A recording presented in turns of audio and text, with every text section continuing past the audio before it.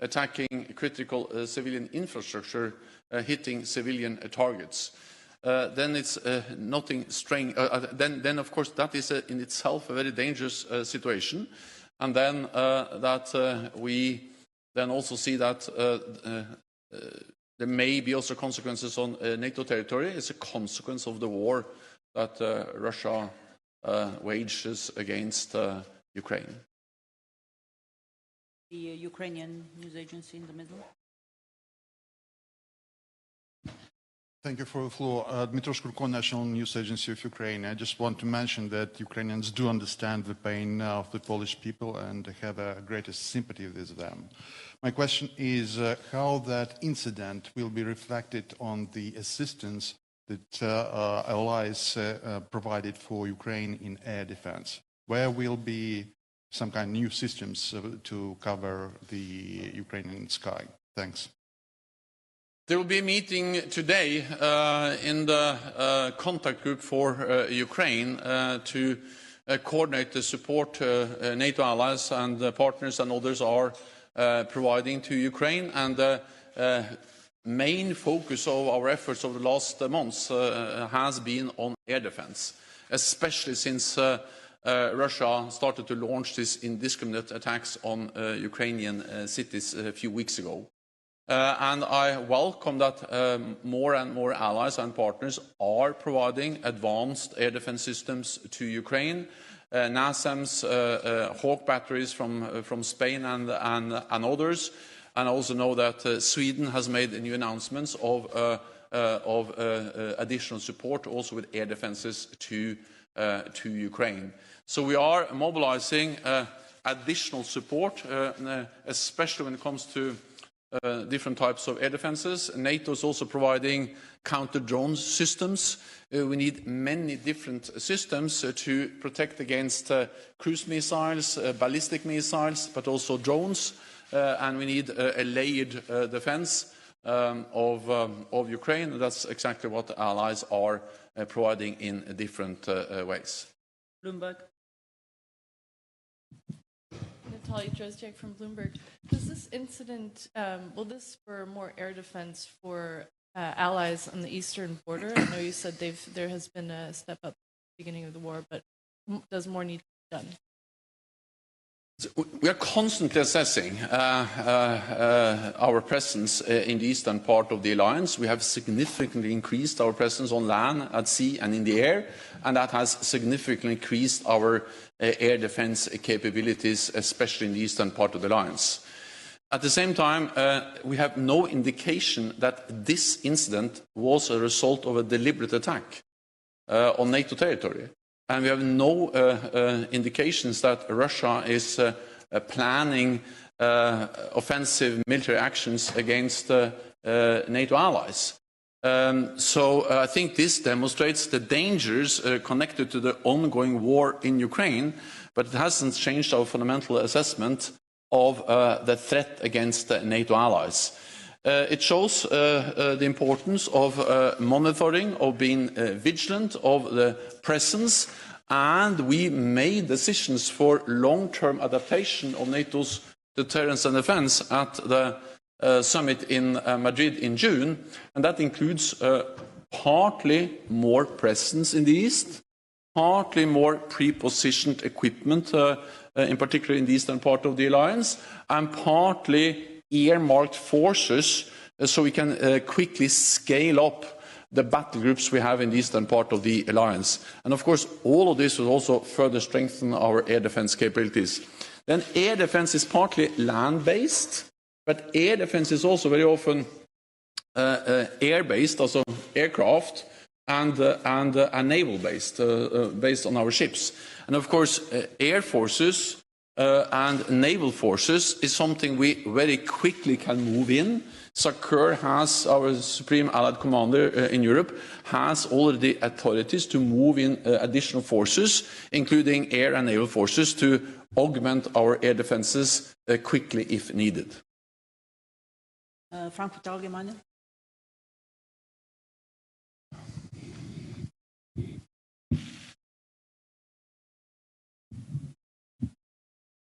Thanks a lot. Thomas Gutschka, Frankfurt Allgemeine Zeitung. Secretary General, a few factual questions, if I may. First of all, the debris found near the border of Poland and Ukraine, is this debris only from a Ukrainian rocket launched to intercept a Russian missile, or is there also debris of a Russian missile? Secondly, what was the likely trajectory of the Russian missile that was meant to intercept by Ukraine? And thirdly, the NATO news conference live from Brussels with Jens Stoltenberg, the NATO Secretary General, saying no evidence that the attack in Poland was part of a deliberate attack by Russia. Ukrainian air defense missiles are suspected against a Russian cruise missile caused that explosion. This is not Ukraine's fault, said Jens Stoltenberg. Mark White is with us in the studio, defense editor, and clearly questions then from Ukrainian reporters. Will this mean we'll get modern air defence systems? Well, President Zelensky has been calling out for as much NATO equipment as possible, modern air defence systems to help try to protect them from the barrage of Russian missiles that are coming over on a daily basis, 80 plus yesterday alone. And this is the real world consequence of all these missiles coming in, regardless of whether it was a Russian missile or a Ukrainian missile. When they're trying to fight Ukrainian missiles off with old Soviet-era Russian-built missiles, you've got the potential for missiles going astray and resulting in this kind of tragedy. I think there is no doubt that this will have the net effect, Mark, of galvanising further support for Ukraine and potentially for more of those weapon systems that they badly need. Mark, thank you very much indeed for that for the moment. Let's remind you that we've got Prime Minister's questions coming up, and we also have a statement from the Defence Secretary, James Cleverly, in the Commons a little later, so he may well be reflecting on that. Joining us in the studio, we have our two MPs. Thank you for being with us while we broke away to NATO, Barry Gardner and Ruth Edwards, because we've got a clash of Raab and Rayner. Which I think is going to add a little bit more drama to the occasion maybe this time. Yes, well, I always enjoy watching the Raab versus Rayner clashes. They've got a good repartee at the dispatch box, and of course they've got a lot of very serious issues to be discussing. So I think we'll be in for a robust exchange of views. Going beyond maybe the normal this time, Barry, because we've got this incident or two incidents that now are formal complaints being investigated into Dominic Raab, and he's written to the Prime Minister. But PMQ's about to start. We'll see what happens now. Thank you, Mr. Speaker. I've been asked to respond on behalf of my right honourable friend, the Prime Minister, who is currently attending the G20 Leaders Summit in Bali.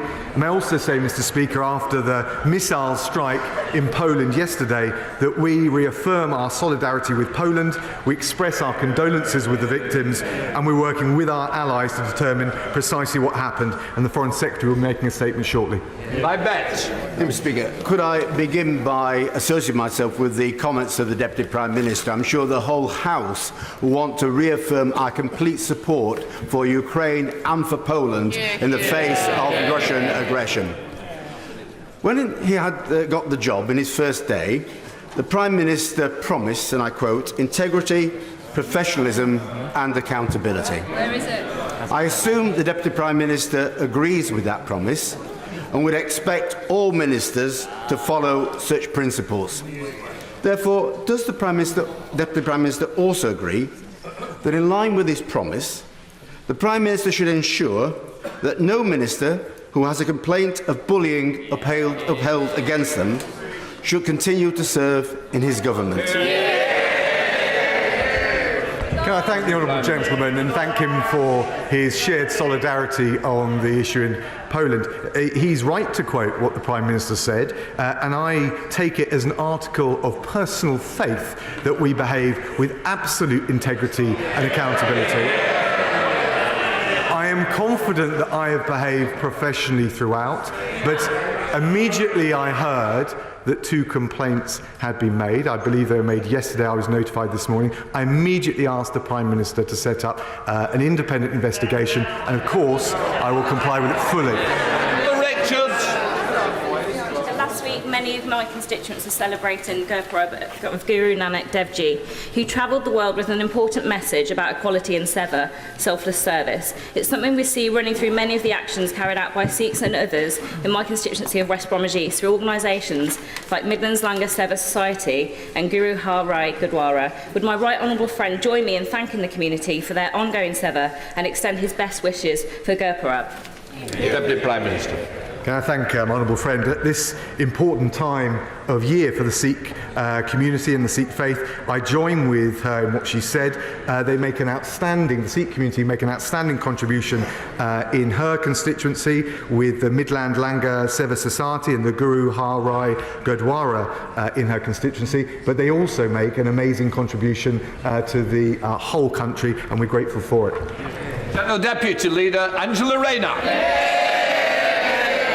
Mr. Speaker, and can I share the Deputy Prime Minister's remarks regarding the Sikh community and, most importantly, about the incident in Poland last night?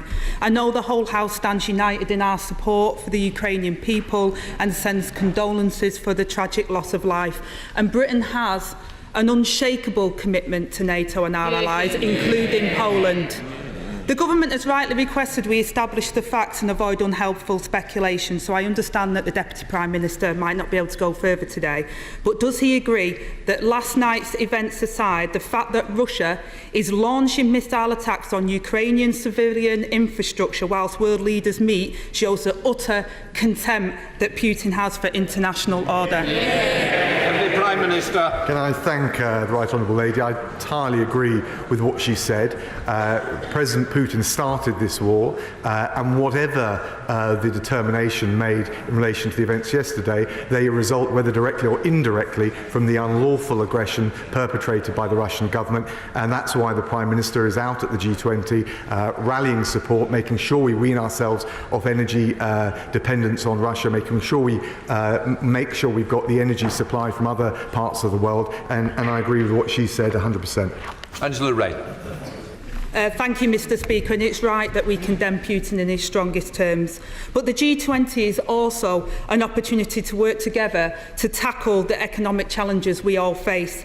Yet as our international allies race to crack down on multinationals using tax havens to stash profits abroad, this government is dragging its feet to protect their profits.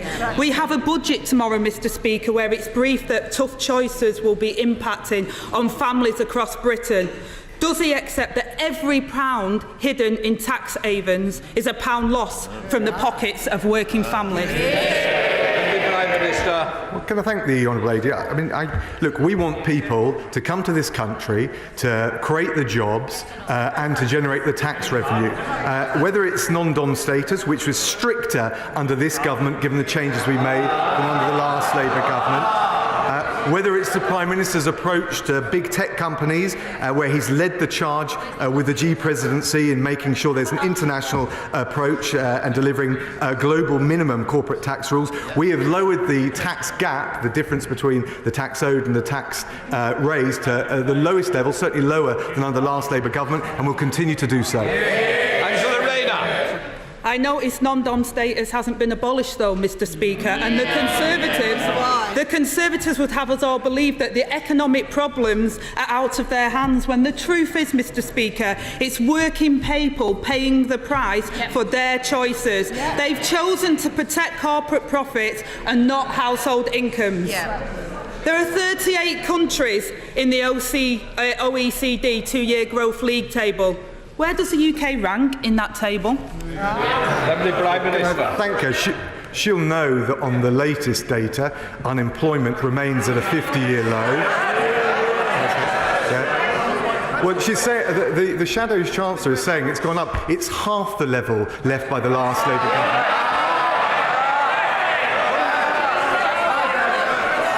And when it comes to GDP, and when it comes to GDP, she'll know that the IMF has said that we will have the strongest growth in the G7.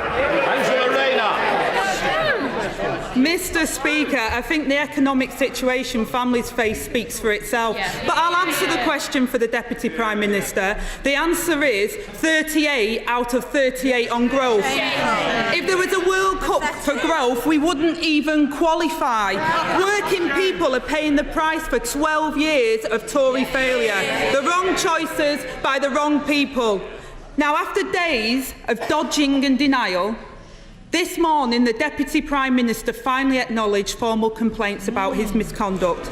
But his letter contains no hint of admission or apology. This is anti-bullying. This is anti-bullying week. Will he apologise? Deputy Prime Minister. Can I thank the Right Honourable Lady? Look, in terms of the economic challenges which are global, caused by COVID and the war in Ukraine, we've got a plan to grip inflation, balance the books and drive economic growth. If we listen to the Honourable Lady, debt would go up, unemployment would go up and working Britons would pay the price. She asked about the complaints. I received notification this morning. I immediately asked the Prime Minister to set up an independent inquiry into them. I'm confident I behaved professionally throughout, but of course I will engage thoroughly and look forward, Mr. Speaker, may I say, look forward to transparently addressing any claims that have been made. So, Mr. Speaker, let me get this straight. He has had to demand an investigation into himself because the Prime Minister is too weak to get a grip. A Prime Minister in office less than a month, with a disgraced Cabinet Minister resigned with his good wishes, the Home Secretary who breached the ministerial code and risked national security still clings on, and now the Prime Minister defends his deputy whose behaviour has been described as abrasive, controlling and demeaning. With junior staff, Mr. Speaker, too scared to even enter his office. And that's without mentioning the flying tomatoes. The Deputy Prime Minister knows his behaviour was unacceptable. So what's he still doing here? Deputy Prime Minister. Mr. Speaker, I'm here and happy to address any specific point she wishes to make. Well, that never happened, she says from a sedentary position, and I will thoroughly rebut and refute any of the claims that have been made. She hasn't, in fact, put a specific point to me. If she wishes to do so, and this is her opportunity, I'd be very glad to address it.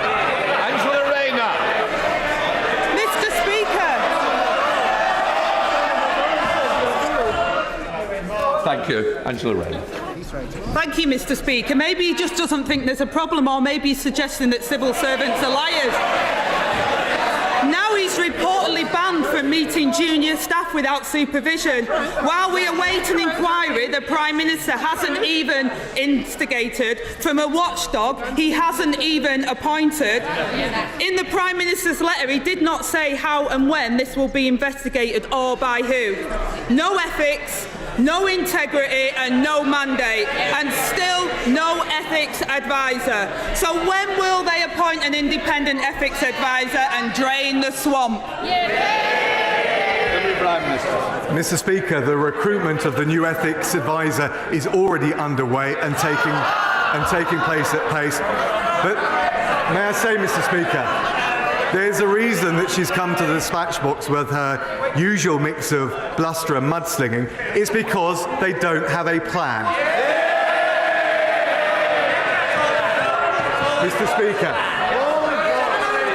Mr. Speaker, we're helping people into work. She's in hock to the unions. We're protecting our borders. She voted against every single measure to control illegal immigration for this country. We're delivering cleaner growth and energy security. She wants to send billions in reparation payments abroad. The British people want a government that can deal with the real challenges, and they're not up to it. Lucy Allen. Thank you, Mr. Speaker. Hope House Children's Hospice provides dedicated end-of-life care to children from Telford and across Shropshire. This Sunday, Hope House is holding an online fundraiser called the Big Night In, and they aim to beat last year's target of £500,000. Among the fabulous prizes are premium tickets to the Telford Steam Railway Polar Express. The winners will enjoy a Christmas adventure to the North Pole, complete with hot chocolate, cookies, golden tickets, and the first gift of Christmas from Santa, which is the reindeer's silver bell. Please will the Deputy Prime Minister log on to Hope House Children's Hospice Big Night In this Sunday, and if he's lucky enough to win a pair of tickets to the Telford Polar Express, I should be delighted to go to the North Pole with him. So I thank you to go there, be careful. Can I thank my honourable friend and congratulate her and Hope House Children's Hospice for the amazing work they do. I've been working very closely with Shooting Star Child Hospices, which is a similar organisation in my constituency. If she ever gets bored of the trains, I jumped out of an aeroplane at 15,000 feet to raise money for Shooting Star. She'd find it a thoroughly enjoyable experience. Deputy Leader of the SNP, Kirsten Oswald. Thank you, Mr. Speaker, and can I associate myself and my colleagues with the remarks made about the immense contribution of our Sikh communities. Mr. Speaker, the SNP extend our full support and condolences this morning to Poland following the death of two civilians last night, and while a full investigation is ongoing, we reiterate our calls for Russia to end its brutal war of aggression against Ukraine. Mr. Speaker, yesterday the Prime Minister was asked 6 different times to apologise for the disaster of the Tory mini-budget and the financial crisis it caused. And all 6 times he refused to say sorry. And now, this morning, people are waking up to the news that this Christmas they will be hit with the worst inflation in 41 years. So will the Deputy Prime Minister stand up today and do what his boss wouldn't? Will he say sorry? Deputy Prime Minister. Can I thank the Honourable Lady for what she said both about Poland but also about the importance of our solidarity with the international community against the appalling illegal invasion by Russia of Ukraine. Look, in terms of inflation, clearly that is a problem. I think as Chancellor and now as Prime Minister, and for months, it has been this Prime Minister who has been making clear that it is the #1 economic challenge we face. We've got a plan to grip inflation, to balance the books, to drive economic growth, and my right honourable friend, the Chancellor, will be making a statement tomorrow, the autumn statement, which will set out our plan to take the Scottish people and everyone across the United Kingdom through these challenges. Oswald. Thank you, Mr. Speaker. Mr. Speaker, if they can't even say sorry for the mess that they've made, what hope do we have of them fixing it?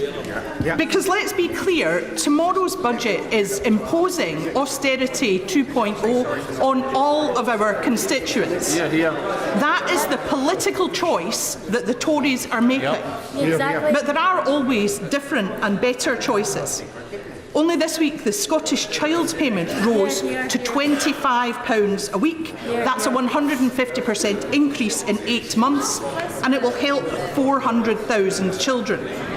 So if the Tories won't say sorry for the mess that they have made, will they at least make the right choice for once?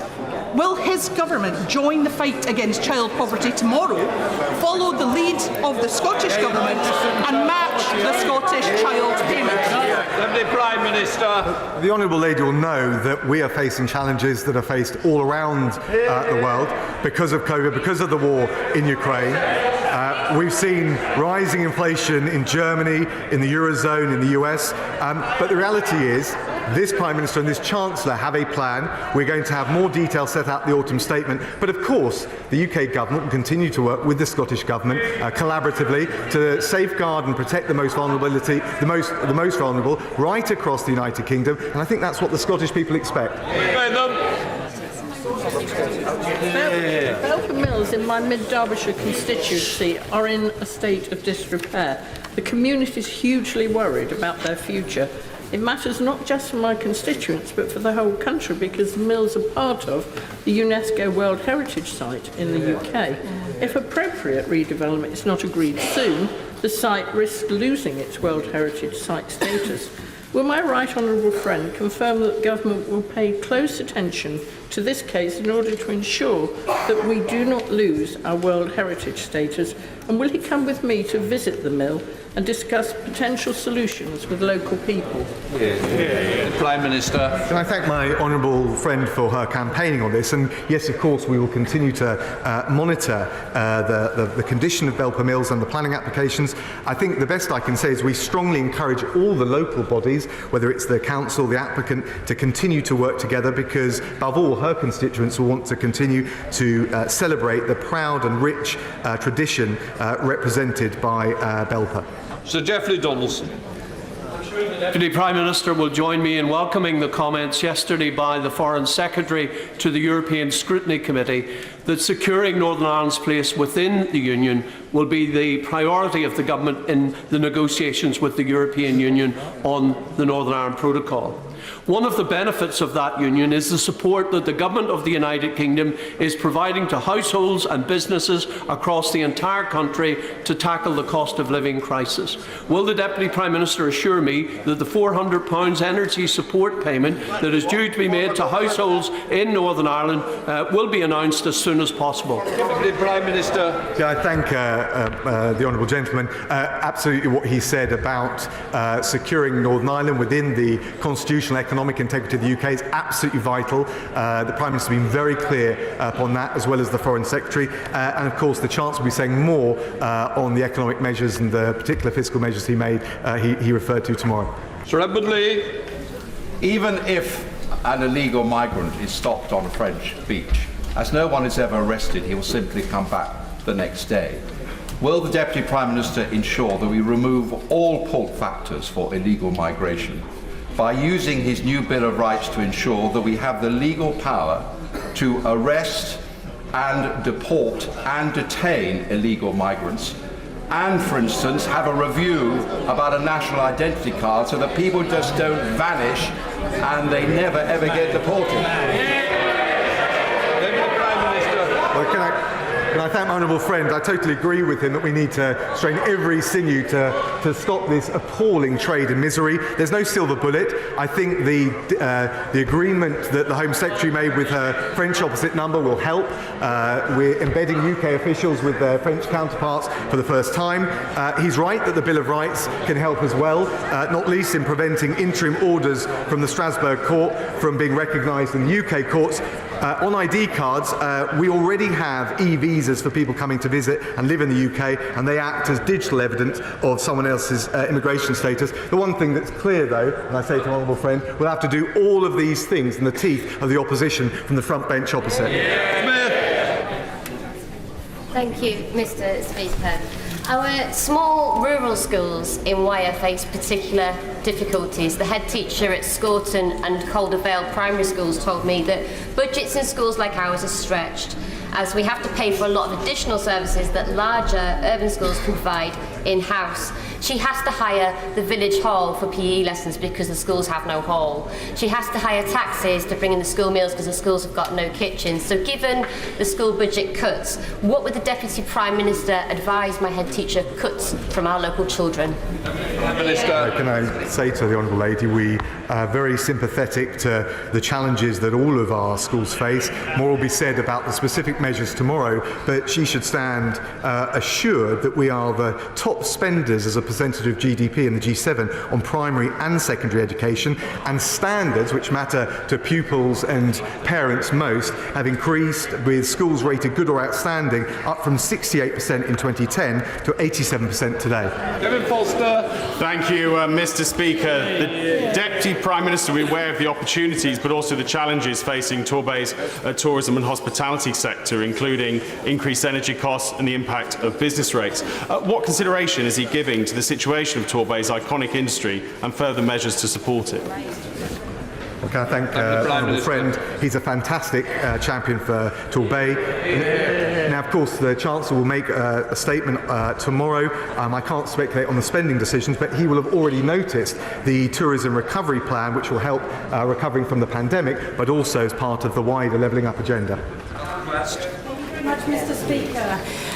Private rents in my constituency are completely out of control, and since the government broke the economy and broke the mortgage market, the hope of owning a home is quickly receding, with the cost of living skyrocketing, Tory tax rises through the roof, and an extra 1 million people in the private rented sector since 2010. Will the government get a grip and tackle housing in my constituency and across the country?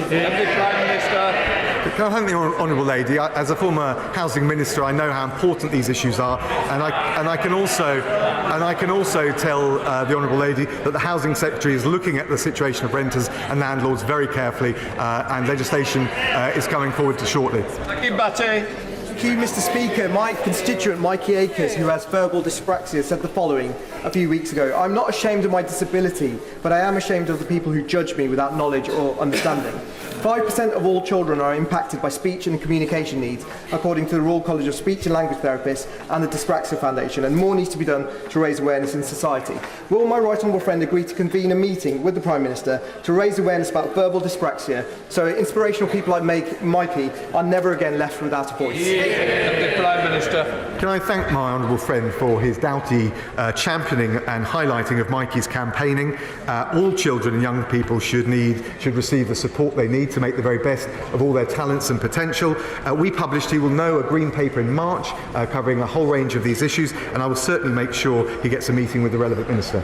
Thank you, Mr. Speaker. Can the Deputy Prime Minister tell this House if he has ever entered into a non-disclosure agreement connected to a complaint against him? He's referring to an employment dispute that was settled before I entered the House. It wasn't an NDA, but it did involve a confidentiality clause, which was standard at the time. Thank you, Mr. Speaker. And all our constituents want to see an end to the dangerous and illegal crossings of the Channel. And one of the best ways to do that is to make sure that services are delivered in the first safe place that refugees flee to. And in that context, the Deputy Prime Minister, as a former Foreign Secretary and Development Minister, would he commit to backing the work of Education Cannot Wait, which delivers education in those refugee camps? Prime Minister.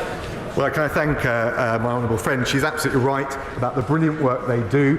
She will know how important the campaign for girls' education was, both to the last Prime Minister but also this Prime Minister, and we will certainly look at what more we can do to support the brilliant work, particularly for children growing up in camps like that. Dr. Rupert. Thank you, Mr. Speaker. Does the Deputy PM's comeback, which I congratulate him on, and the new direction of tomorrow signal that the ban on no-fault evictions from the last manifesto is all back on after zilch from the last PM? And if so, can he, by emergency powers if necessary, get it on the statute book so no family, on a whim, gets left out in the cold this winter? I know my right honourable friend, the Housing Secretary, is looking at all of these matters. He will have heard what she said, and I won't prejudice what further measures he's going to come forward with, but I will ask him to write to you to address the specific proposals you're making.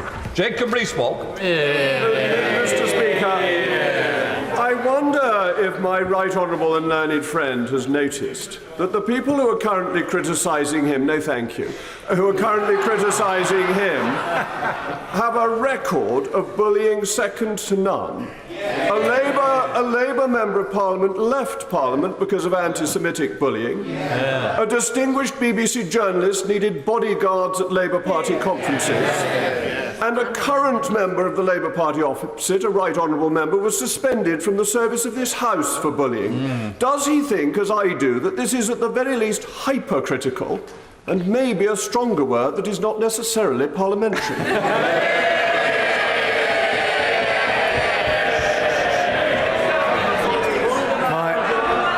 My right honourable friend makes his point in his usual inimitable way. All I will say is I think it's important that we all take responsibility for our actions, and that's precisely what I've done today. Thank you, Mr. Speaker. A 1958 instruction from Whitehall ordered medics to take blood samples regularly from exposed veterans during nuclear weapons tests. However, I've been made aware that many veterans and their families have reported being unable to obtain these test results and so denied the ability to make any sense of what they, and in some cases their families, suffered. So can the Secretary investigate and inform me of the legal rights of these men in obtaining their medical records, and will he undertake to ask the Prime Minister to order these medical files be opened to veterans and the UK Health Security Agency immediately? Deputy Prime Minister. Thank the Honourable Lady. She's been a consistent champion on this issue, and I recognise and pay tribute to her for that. My understanding is that the information is available to veterans and their families who may request details of their service and medical records, but if she would like to write to me, I will make sure on the more specific points she made, she gets an adequate answer. Thank you, Mr. Speaker. I rise not to perpetuate partisanship nor parrot party lines, but merely to amplify the sentiments of the honourable lady for Salford and Eccles. The brave servicemen who did so much so long ago to ensure our safety, the nuclear test veterans, were recognised by former Prime Minister David Cameron, and in a meeting with the Honourable Lady and I, by the former Prime Minister, the member for Uxbridge. Will this Deputy Prime Minister and our new Prime Minister recognise them too, not only by doing what the Honourable Lady has asked for, but by giving them the service medal they so richly deserve, and we owe them? Well, my right honourable friend is absolutely right, and we should forever be grateful to all those service personnel who participated in the British nuclear testing programme. I can tell him and I can reassure him we have asked officials to look again at recognition with medals, and any recommendations will be announced in the usual way. Judith Cummins. Thank you, Mr. Speaker. 7 years ago, in my first PMQs, a Conservative Prime Minister told me to stop griping and get behind his rail investment plans. A few weeks ago, the new Business Secretary said there really wasn't much point in going ahead with Northern Powerhouse Rail. Time and time again, Mr. Speaker, Tory Prime Ministers have promised NPR only to break their promises. So will the Deputy Prime Minister now put on record whether he supports Transport for the North's preferred option for NPR with the stop in Bradford? Deputy Prime Minister. I can tell the Honourable Lady that our £96 billion integrated rail plan will make the Northern Powerhouse Rail a reality. We're committed. We're committed to the project. The precise details will be set out in due course. Peter Byrne. If migrants who crossed the Channel from France illegally were immediately returned to France, it would stop illegal migration in this country.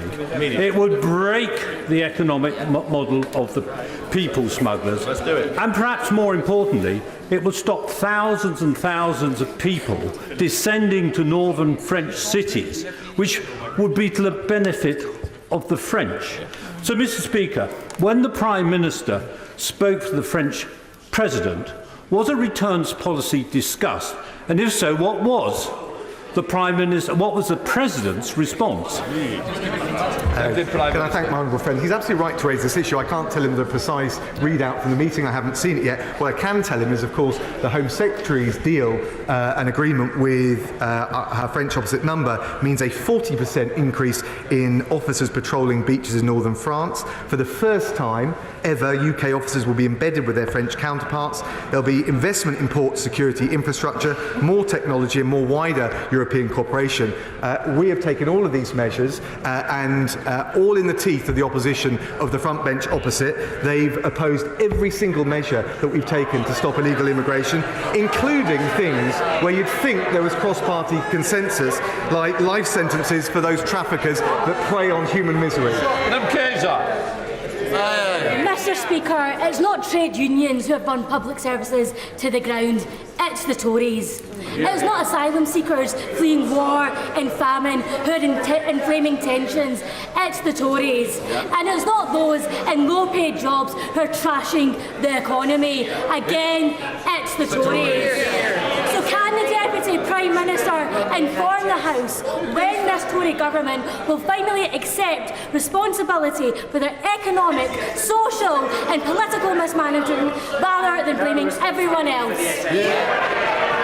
Deputy Prime Minister. Well, Mr. Speaker, it's not a matter of blaming anyone, it's a matter of the team effort, the shared endeavour, working with the Scottish Government to make sure we get a grip on inflation, the number one priority. And it's got to be said, if the Honourable Lady takes the position that we agree with inflation-busting pay rises, as difficult as these decisions are, we will only see inflation stay and prolong for longer. That will hurt the most vulnerable in our communities, whether it's in Scotland or across the rest of the UK.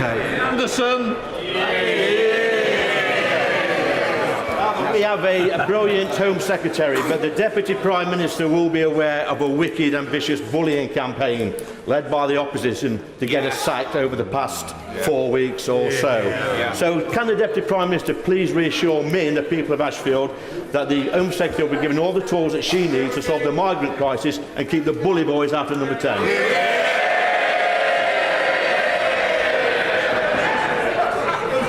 Friend is absolutely right. We fully support the Home Secretary and the important measures she's taking, whether it's the Rwanda scheme, whether it's implementing the Nationality and Borders Act, and whether it's the New Deal with France to make sure that we collaborate with our international partners on what is a shared issue. And the one thing that he can also rest assured is it will be opposed tooth and nail by the Labour Party opposite. Thank you, Mr. Speaker. In 1936, people from my constituency in Jarrow marched to Parliament demanding jobs. They were living in poverty and were hungry. 86 years later, and 39% of kids in Jarrow are still hungry. So will the Deputy Prime Minister and his government end this scandal and commit to providing free school meals to all 800,000 children, 40,000 of them in the North East, to households in receipt of universal credit? Deputy Prime Minister. Can I thank the Honourable Lady? She'll know that we've extended the eligibility of free school meals to 1.9 million pupils. There's also on top of that the £200 million holiday activities and food programme, and then £1,200 of direct payments to the most vulnerable. But I would just gently say to her, we also need to keep an eye on the macroeconomic picture. The number one priority is to get inflation down, and we won't be able to do that if we follow the plans of the benches opposite. Esther McVeigh. Mr. Speaker. Given that we have the highest burden of taxation in living memory, it is clear that the government's financial difficulties are caused by overspending and not due to under-taxing. Does the Deputy Prime Minister therefore agree, if the government has got enough money to proceed with HS2 at any cost, then it has sufficient money not to increase taxes? If, however, it has so little money it has to increase taxes, which is a last thing for a Conservative government to do, then it doesn't have sufficient money for HS2. So can I gently urge the Deputy Prime Minister not to ask Conservative MPs to support any tax rises unless and until this unnecessary vanity project is scrapped? Because I, for one, won't support them. Come on. Can I thank my right honourable friend? I think I followed the various steps of logic in that question. I understand her opposition to HS2. I think we've got some very difficult decisions to make. They will inevitably involve a balanced approach. I will leave it to the Chancellor to set them out in the autumn statement tomorrow. David. Thank you, Mr. Speaker. In my Caerphilly constituency, we have 5 food banks. One of those food banks is run by the Trussell Trust, and they've issued over 2,000 food parcels during the last 6 months.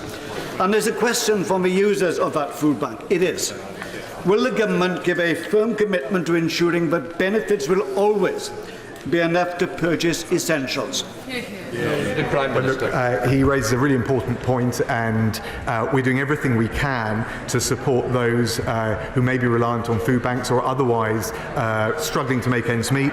He can see that, the Honourable Friend can see that with the £1,200 cost of living support that are going to the 8 million most vulnerable households, with the energy price guarantee and further measures for pensioners. My right honourable friend, the Chancellor, will set out further measures tomorrow. But of course, as I said before, the number one priority is getting inflation inflation down. We won't be able to do that if we follow the spending plans of the party opposite. Final question, Salmon Hall. Thank you, Mr. Speaker. My right honourable friend is also the Justice Secretary, and everybody in this House, irrespective of party, will know for the reputation of this House that standards are important. He has said that from the dispatch box this afternoon. Am I naive, however, in response to some of the points raised by members opposite, am I naive to still believe in that good British tradition that one is innocent until proven guilty? Well, he makes an important point, and of course, and I've said I will cooperate fully with the independent investigation. In fact, I welcome the opportunity to address these complaints. I think, though, it is important that we have zero tolerance for any bullying, and we hold the highest standards in public life, and it's important on all of us to adhere to those standards. Right, that completes Prime Minister's questions. They're trying to support him, but... So that is Prime Minister's questions. Just to say we'll be staying with the Commons because we understand there's going to be an urgent question from Yvette Cooper for Labour. But that, of course, was the Raab and Rayner show with the issue of this two formal complaints made against the Deputy Prime Minister being the main line of attack from Angela Rayner. Just to reiterate, Deputy Prime Minister saying he was confident he had behaved professionally after two complaints being made against him. I will take it as an article of personal faith that would behave with absolute integrity and accountability. Well, we're joined here in the studio by Ruth Edwards for Rushcliffe MP, Tory MP, and Labour MP for Brent North Barry Gardner. Just in terms of the attack on Dominic Raab, did she fail to land the blows, really? Because he said, I think the urgent question is coming up. Well, we'll get why do you go the other way? Give him a job on that front bench. Right, let us start with the urgent question. Yvette Cooper, Shadow Secretary. Home Secretary to make a statement on migration. Thank you, Mr. Speaker. The continued rise of dangerous channel crossings is completely unacceptable. This phenomenon is not only a clear abuse of our immigration laws and deeply unfair on the British people, but it puts the lives of those who attempt these journeys in grave danger. This government is determined to put the people smugglers out of business and to make this route unviable. This week, my right honourable friend, the Home Secretary, met her counterpart, Minister Darmanin, to agree a new multi-year strategic and operational plan with France. This will be supported by UK investment of up to €72 million in 2022-23. It includes a 40% uplift in UK-funded officers patrolling the French coast over the coming months, improved security at ports, cutting-edge surveillance technology, drones, detection dog teams and CCTV to help detect and prevent these crossings. For the first time, reciprocal teams of embedded officers will be deployed on the ground in control rooms to increase the joint understanding of this issue. This renewed partnership will enable us to build on our joint partnership with France, which so far has seen good progress, with more than 30,000 illegal crossings prevented since the start of the year, hundreds of arrests made, and 21 organised crime gangs dismantled. Beyond our ever closer collaboration with France, we will also work closely with other international partners, including further upstream, to help address issues closer to their source. The UK will be joining near neighbours to countries to agree collective action to tackle illegal migration. And my right honourable friend, the Home Secretary, is today discussing these issues at the G7 Interiors Ministers meeting in Germany.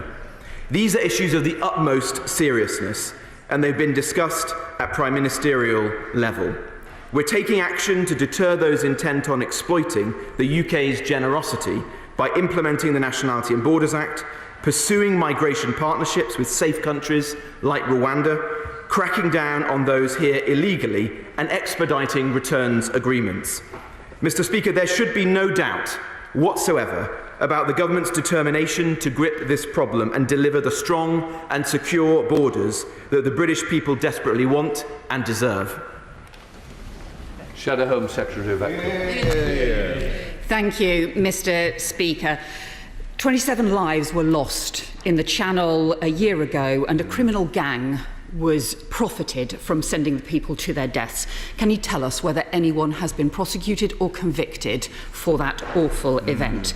We have long called for a stronger agreement with France to stop these dangerous boat crossings, and that's why it's important there is scrutiny on this. Additional beach patrols are welcome, and the intelligence sharing is clearly vital. It's unfathomable it wasn't happening already, but the level of convictions is pitiful. Just 4 a month on average. He said that 21 gangs had been dismantled. On Monday, the Home Secretary said it was 55. Which is it when journalists report 100 gang members operating in one small corner of Calais alone? The scale of response to these criminal gangs is tiny compared to the scale of the challenge, and the government is simply not doing enough. This is a multi-million-pound criminal industry that is putting lives at risk. So can he tell us, on the joint intelligence cell that he referred to, how many NCA officers are currently involved, how many are deployed in Europe, and what will it increase by? Because we need to know.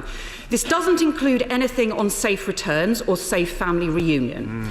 The number of children safely reuniting with family has plummeted since the end of the Dublin Agreement. Charities warn they're trying to go by boat instead, whilst asylum returns have plummeted from 1,000 people returned to the EU in 2010 to a tiny handful today, and of the 16,000 referred to the third country unit, just 21 referred. So, did ministers even try to get an agreement on returns and family reunion? If not, why not? What is his timescale for getting a grip on the total collapse in Home Office decisions on asylum? At what point will they double so we get a faster pace?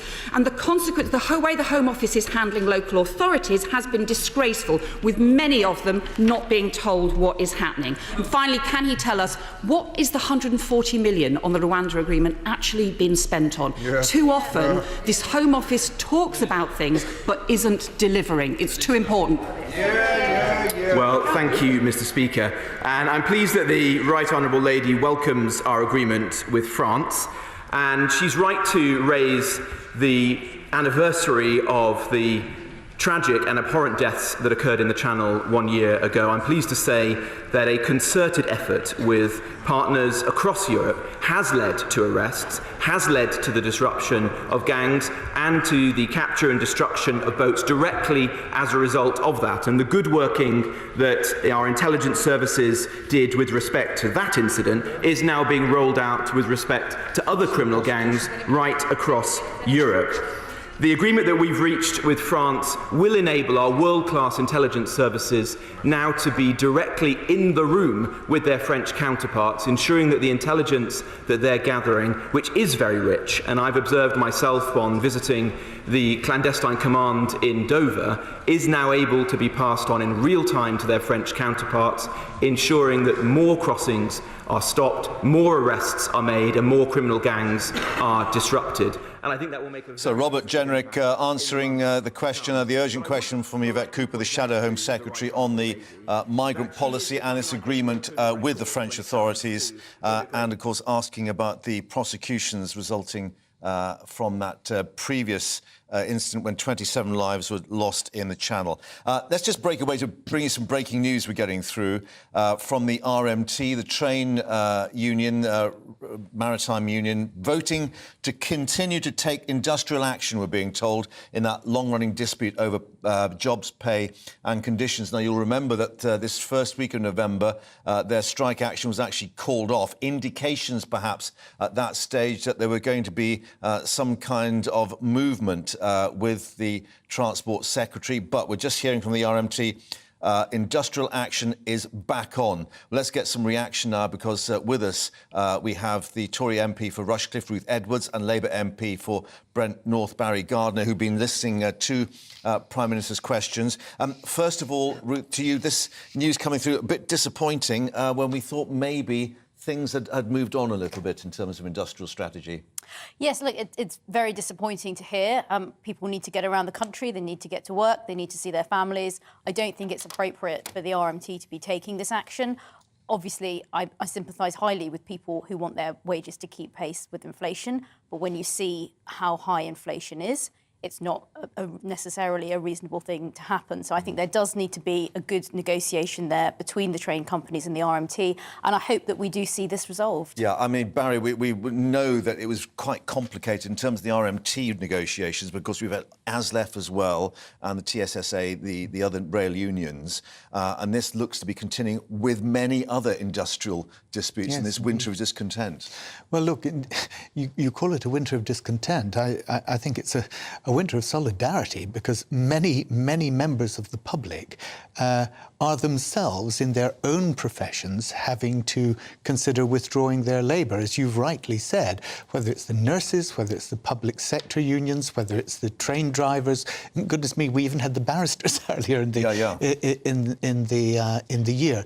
But I think it is disappointing, but what it betokens is that there has not been the movement from the Transport Secretary that clearly RMT were hoping for when they called off the action previously. So I think what we now need to know is what is going to get these talks restarted. All of us want to see a settlement. That's, you know, whether you're a politician in this, whether you're a member of the public, or whether you're one of the affected workers who feels that they have no other option but to withdraw their labour, faced with the sort of levels of inflation. But we know that in terms of the train companies, it wasn't just about pay, it was about modernisation, getting a more efficient system as well. Well, and a safer system with it, Mark, and I think that's really important because this was not about modernisation simply. That's one of the ways in which the management tried to present it. But actually, a lot of this was about ensuring that there was a safety of service, that people also had a human face to go to. I mean, I don't know if you've been travelling around the country.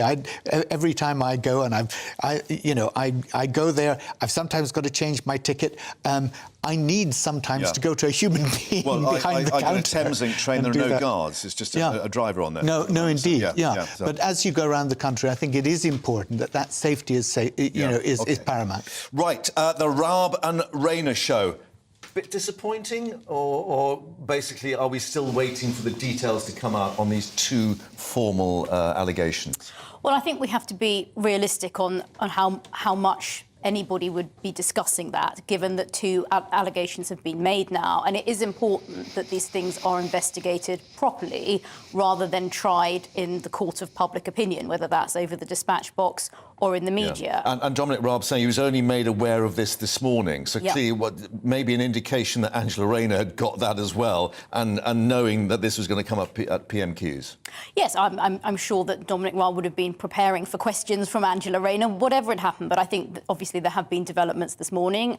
He has asked for himself to be referred to this independent investigation. I think that's the right thing for him to do, and we need to wait and see what the outcome of that is. Right, and in terms of Angela Rayner, did she land her punches? Because clearly the response from Dominic Raab was, I will thoroughly rebut and refute any claims made, but the Honourable Lady hasn't put a specific point to me. I just wonder if it had been Keir Starmer, he'd have been more legalistic in his approach and put something specific towards him. Look, I would always rather criticise a government minister for their policies rather than for their personality. Bullying is abhorrent wherever it takes place.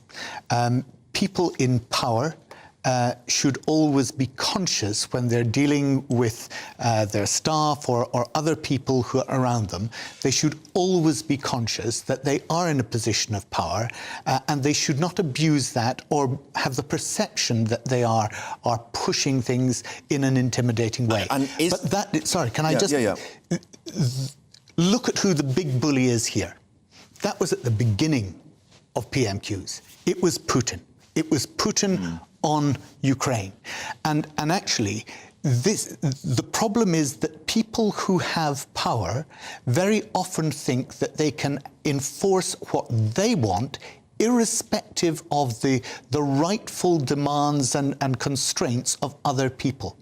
And you can see it on a small scale, sometimes in the office bully, but you also see it writ large in global politics. But is there a particular difficulty in terms of what we call Punch and Judy politics, the robust language which we see in the Commons, but obviously happens in the corridors and in the offices as well, that what may be seen as bullying by some is actually just, well, particularly with the chief whips, for instance, is robust language, should we put it that way? Well, I think when you have this sort of repartee, this exchange of views in the Commons, that's happening between equals, between MPs. You know, Dominic Raab doesn't have power over Angela Rayner or the other way round. He was pretty restrained. Well, and he dispatch was box, very restrained. Yeah. You know, I think what Barry says about bullying is absolutely right. It's an abhorrent thing. It shouldn't be tolerated anywhere. And he's also right that, you know, when you are in a powerful position, you need to be mindful about how you're acting and how that might impact other people, regardless of, you know, what your intentions are there. But I will just come back to the point that I do think it's important that you know, decisions and conclusions are reached by independent investigations, because at the moment what we're seeing is trial by media of politicians, and a sort of anonymous source will say somewhere, so-and-so X is a bully, and then that's repeated and repeated and repeated by the media until it's true. Now, if there is a member of my party who is a bully, I'm not going to defend them, but I want to know that as a result of an impartial, fair investigation. Lord MacDonald, and this was direct quote, many colleagues are scared to go into Raab's office when he was in the Foreign Office. He was abrasive and controlling, which is not saying he was bullying, but clearly there is some unease about the way that he dealt with civil servants. Well, yes, clearly there is, and there are now 2 complaints that have been made. Formal complaints? Formal complaints, and Dominic Raab has written to the Prime Minister. He's asked for an independent investigation, and that's the right thing to happen. I think these things should be investigated properly. After Gavin Williamson, will Labour keep gunning for Dominic Raab? Look, as I say, I always prefer to focus on policy. It's the policies of this government that are hurting working people, that are raising mortgage rates, that are making people feel that they don't know how they're going to get through the winter. Now, sometimes Jeremy Hunt may be the real villain in the piece, then, rather than Dominic Raab. Sometimes the way in which politicians behave in private betokens the way in which they regard other people that they consider their inferiors. That may go to the heart of the wider policy issue, but my view is stick with policy, attack this government on policy. There's plenty to attack without actually trying to prejudge an inquiry which is now going to take place. So what about Angela Rayner's get a grip? I mean, is that a fair attack in terms of policy matters? Look, absolutely. This government does not have a grip. Right. It's very clear that they have sent our economy into freefall. They are now trying to claw that back. They had to get rid of a Prime Minister and a Chancellor of the Exchequer to do so. They're trying to claw back the lost ground. But the cost to the country of that mini-budget is already over £40 billion. That is being felt in mortgage interest rates around the country, in the inflation, which is now at a record for 41 years. Exactly. And food inflation, remember, Mark, that's now over 16%. So you've got a tripling of your energy costs, you've got food inflation at 16%, and this is hitting ordinary families absolutely devastating. Indeed, and we heard the questions about food banks. So looking ahead to tomorrow, the autumn statement, what does Rishi Sunak and Jeremy Hunt do to try and regain the Conservatives' position as a party of economic competence? Well, the key thing the autumn statement has to do is to tackle rising inflation, because as Barry says, it's those costs and those rises in prices that are making life very difficult for ordinary people. Those are issues at a global level. That's why the G20 will be discussing them as they meet. It's not something that's just come about because of the mini-budget. Inflation is over 12% in Italy. It's over 11% in Germany. I think it would be a real stretch of the imagination to say that was because of the mini-budget. We did see the pound tumble. It's now trading at a 3-year high again. Jeremy and the Prime Minister have done a lot to restore market confidence. But the estimate is that that of the 55 billion they're going to have to find, 30 billion of that is from that mini-budget. That the untested figures and the fact that we're going to borrow to do the tax cuts is really what riled the markets. Well, I certainly will not defend the fact that, we obviously, the markets were spooked, huge mistakes were made. Some of us spent a long time this summer arguing that that was a real risk, and, I was very sad to see it materialise. Like I say, the Prime Minister and the Chancellor have come in, they've done a lot to restore confidence. We see the pound back up trading at a 3-month high, and government gilts back before they were before the mini-budget. Indeed. We shall see at 10 o'clock, I think, tomorrow. It's going to be, or 10:30, going to be quite early. Thank you both very much for being with us here on GB News. Great to see you. We'll see you again soon. But let's get more now with Catherine Foster, who's waiting for us in Westminster for more reaction on what was the Raab and Rayner show, and indications that the Tory backbenchers were really quite happy to raise their voices in support of Dominic Raab. Yes, it was very rowdy, wasn't it? The last time these two met was back in the summer under not the previous Prime Minister, but the previous Prime Minister, Boris Johnson. At that time, it was very lively, it was very spirited. You got the feeling both Angela Rayner and Dominic Raab really were enjoying themselves. I don't think anybody could say that Dominic Raab enjoyed himself today, obviously doing Deputy Prime Minister under very difficult circumstances. It started with a moment of unity, didn't it? Labour very keen to take a tough stance on Russia, also on events overnight in Poland. Angela Rayner quite statesmanlike, so real unity there. The Deputy Prime Minister and the Angela Rayner in complete agreement on that. And then things rapidly deteriorated, didn't they? First, she went on the government's record on growth. She said if there was an OECD World Cup for growth, Britain would be at the bottom of it. And of course our record on growth over the last 10, well really since the financial crisis, has been pretty poor, hasn't it? Attacked on non-DOMs, on the big corporates not being taxed heavily enough, and what is likely to be coming in the autumn statement we'll see tomorrow. And then of course she went, understandably, as she was bound to, very, very hard on these allegations, as she put it, of abrasive, controlling and demeaning behaviour by the Deputy Prime Minister. And of course this quote that Rishi Sunak made on his first day outside Downing Street about putting integrity, professionalism, accountability at the heart of everything. Dominic Raab did defend himself, I would say, very robustly. I think obviously, although they're on the back foot on this, the intention in him issuing the letter to the Prime Minister as soon as he found out these two formal allegations were made was to get sort of on the front foot of this, to say, OK, I found out about these allegations, I've immediately asked the Prime Minister to act on it. And he is saying that he believes that he behaved professionally throughout. He seems to be confident he will clear his name, and he says he relishes that opportunity. But obviously not a good look for the government, and clearly this is an issue that is not going away anytime. No, indeed. And very quickly, while they were in the chamber, news of the RMT coming through again, that they've continued now to take industrial action, yet more industrial problems for this government.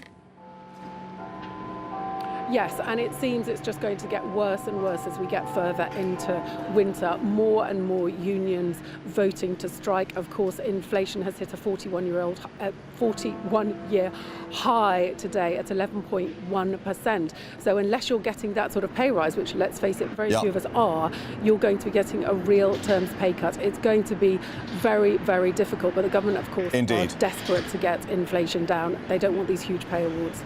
Catherine, thank you for that. And the noise of Big Ben behind you there, as well as your friend arriving to help us along our way, indicating it's 1 o'clock, so it's time for those news headlines. Rosie's waiting for us.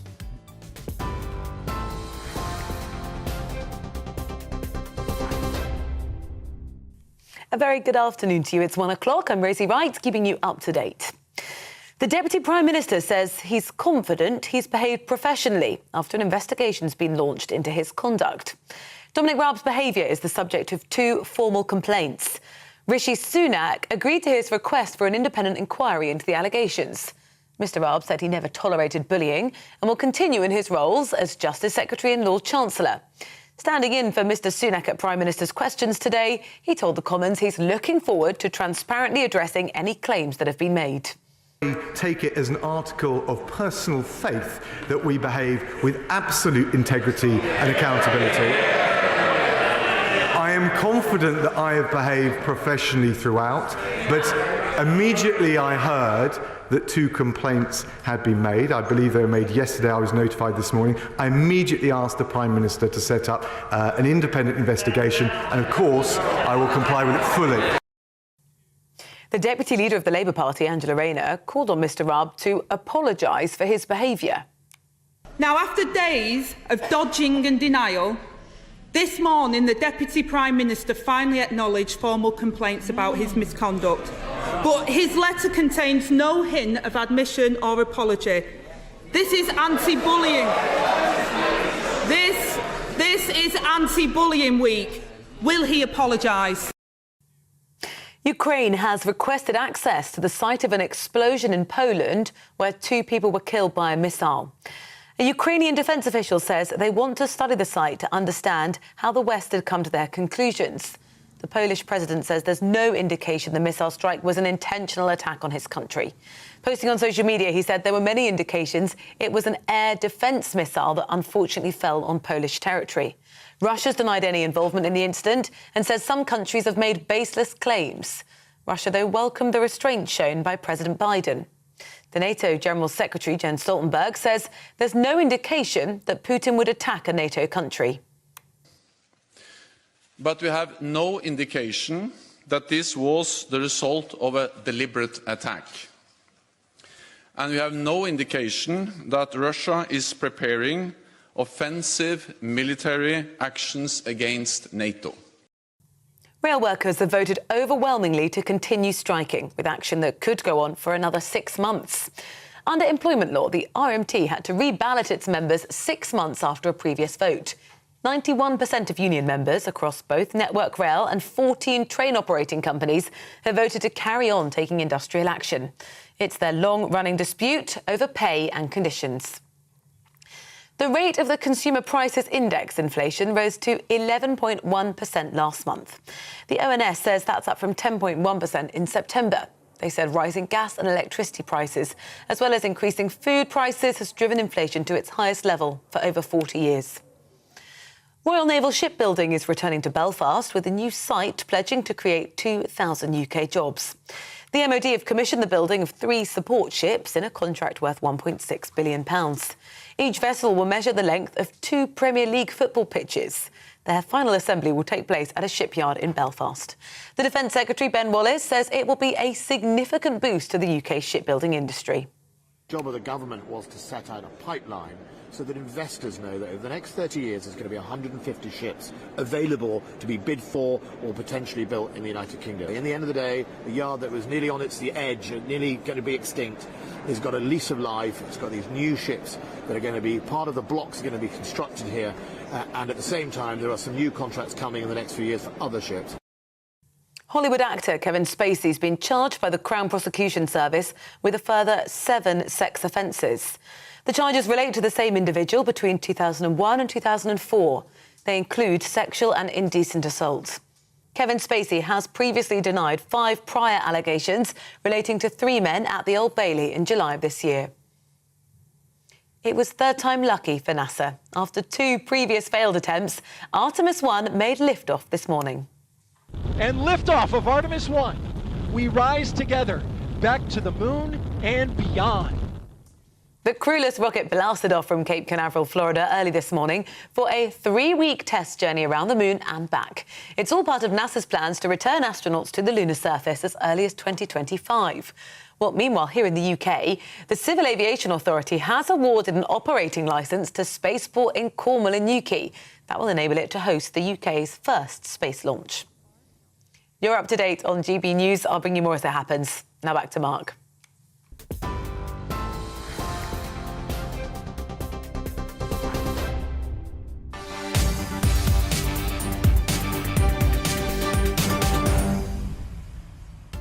Rosie, thanks very much. And you are watching GB News Live with me, Mark Longhurst. And here's what's coming up with a pretty packed news agenda today. Dominic Raab in for Rishi Sunak at Prime Minister's Questions, immediately having to defend himself over this news that 2 formal complaints have been made over his behaviour. We'll have the latest view from Westminster.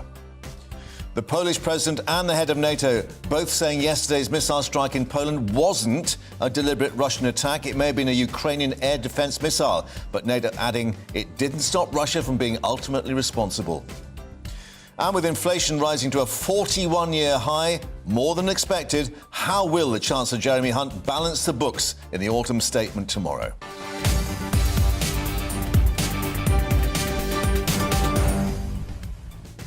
But first, the latest on that missile strike to hit Poland. NATO's Secretary-General Jens Stoltenberg in the last hour insisting that Russia, not Ukraine, still bears ultimate responsibility for that blast. And the war in Ukraine could yet have wider consequences, he said, for NATO countries. Both he and the Polish president saying there was no sign of an intentional attack on Poland. This is what the US President Joe Biden had to say in his reaction. There is preliminary information that contests that. I don't want to say that till we completely investigate, but it's unlikely in the minds of the trajectory that it was fired from Russia. But we'll see. Well, the UK and allies still trying to establish the exact details about where the missile was fired from, although likely we're being told to be a Ukrainian air defence missile. It landed close to the Ukrainian border, killing 2 people. Lithuania amongst the countries now calling for more air defences along NATO's eastern border. Let's get more with Mark White, our security editor, joining us in the studio. And Mark, there were a lot of sort of defence experts saying this looked like an S-300 sort of Soviet-era air defence missile that would have been used by the Ukrainians anyway. That's right. So, I mean, initially, of course, it looked like it was a Russian missile because it was a Russian type of missile. Yeah. But it was relatively antiquated in the scheme of things and not the kind of sophisticated missile defence systems that President Zelensky has been calling for some time. So I think in some ways, it's going to strengthen his hand, and I'm sure he will receive more NATO support. You can see, by the way, that NATO countries are reacting, saying that this in no way is Ukraine's fault. This is a result of Russian aggression. And yesterday, of course, we saw 80-plus Russian missiles hitting towns and cities right across Ukraine. This is a real-world consequence of that. The Ukraine is trying to defend themselves, missiles straying into the territory of a NATO ally. Yeah, and you know, lots of people watching and listening at home thinking, is this the start of World War III? And clearly those leaders in Bali, the G20, they scurried around pretty quickly to try and find out what on earth was going on. Well, there had been real concern and warnings to Russia right at the start of this conflict that a war raging in a democratic European country right on the borders of the European Union, bordered, of course, by NATO allies, had real potential to spill over into those. And just to indicate, you know, just how close this was, and Poland, a member of NATO, and of course we've got both Article 4 and 5, which could result in direct military action being taken against Russia. Yeah, there are multiple NATO countries really surrounding this area of Ukraine, bordering that country, and very concerned about their own security, which is why we've seen British and other troops going out to Ukraine, and not to Ukraine, but to those NATO countries bordering Ukraine as a message of solidarity and support to help them bolster their defences. Yeah, these were the pictures in Poland, obviously, as they were trying to find what was going on. Well, I mean, that's defence abroad, and as we're saying, a packed news agenda with defence here at home.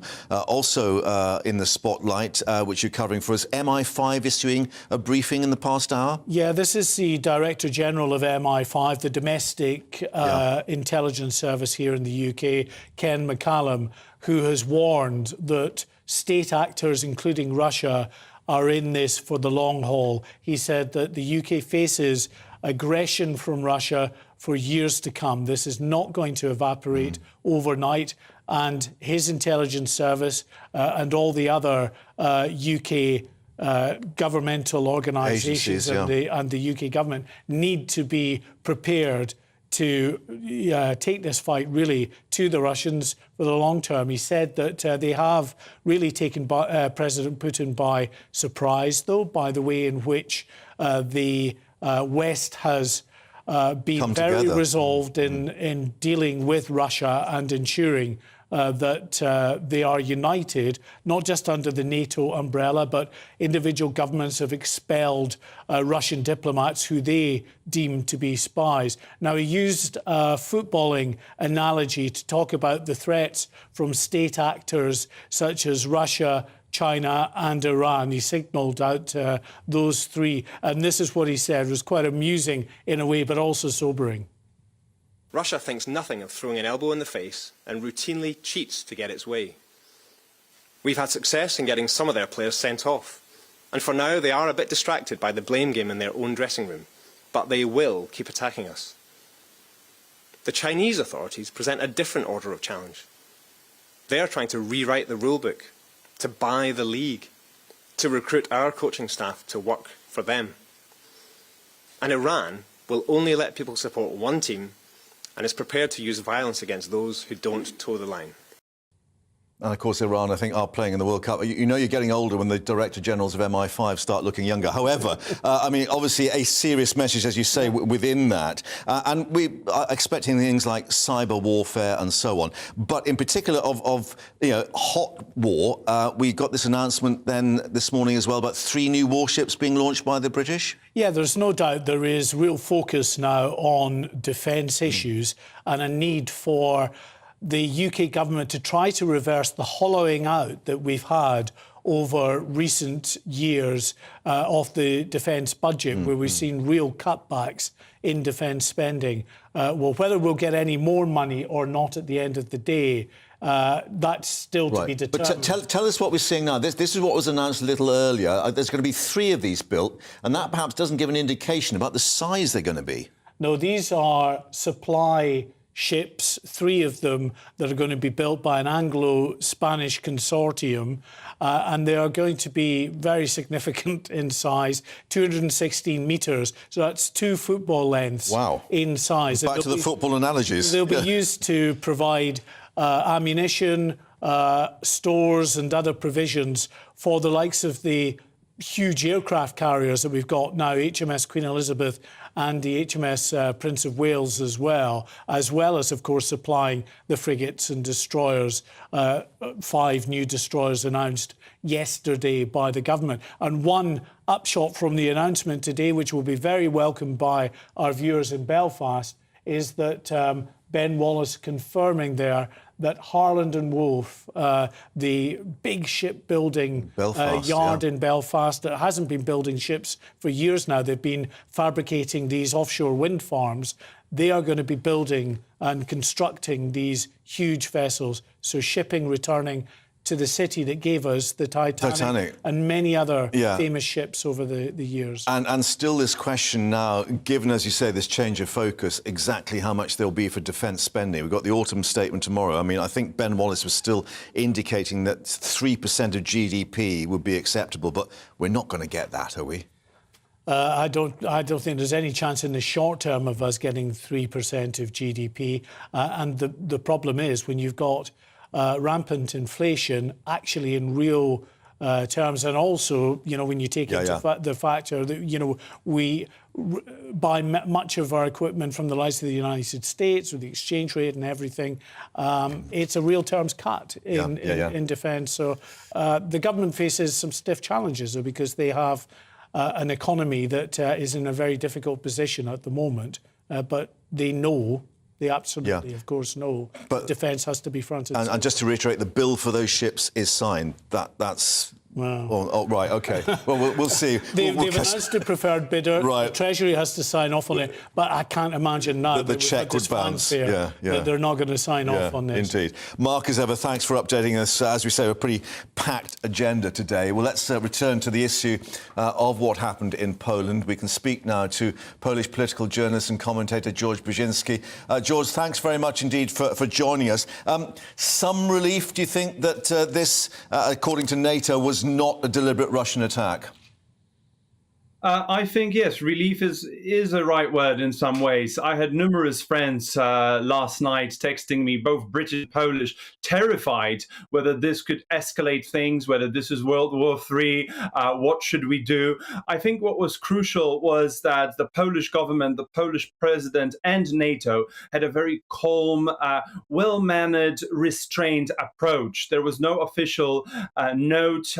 People were waiting. People were rightly very concerned, and some were even scared. But it is good that it took some time to fully analyze, and I know the investigation is still going, that it wasn't a Russian missile. But at the same time, this was Ukrainian defenses. They were defending themselves. Over, I think, up to 100 missiles hit Ukraine yesterday, killed numerous people.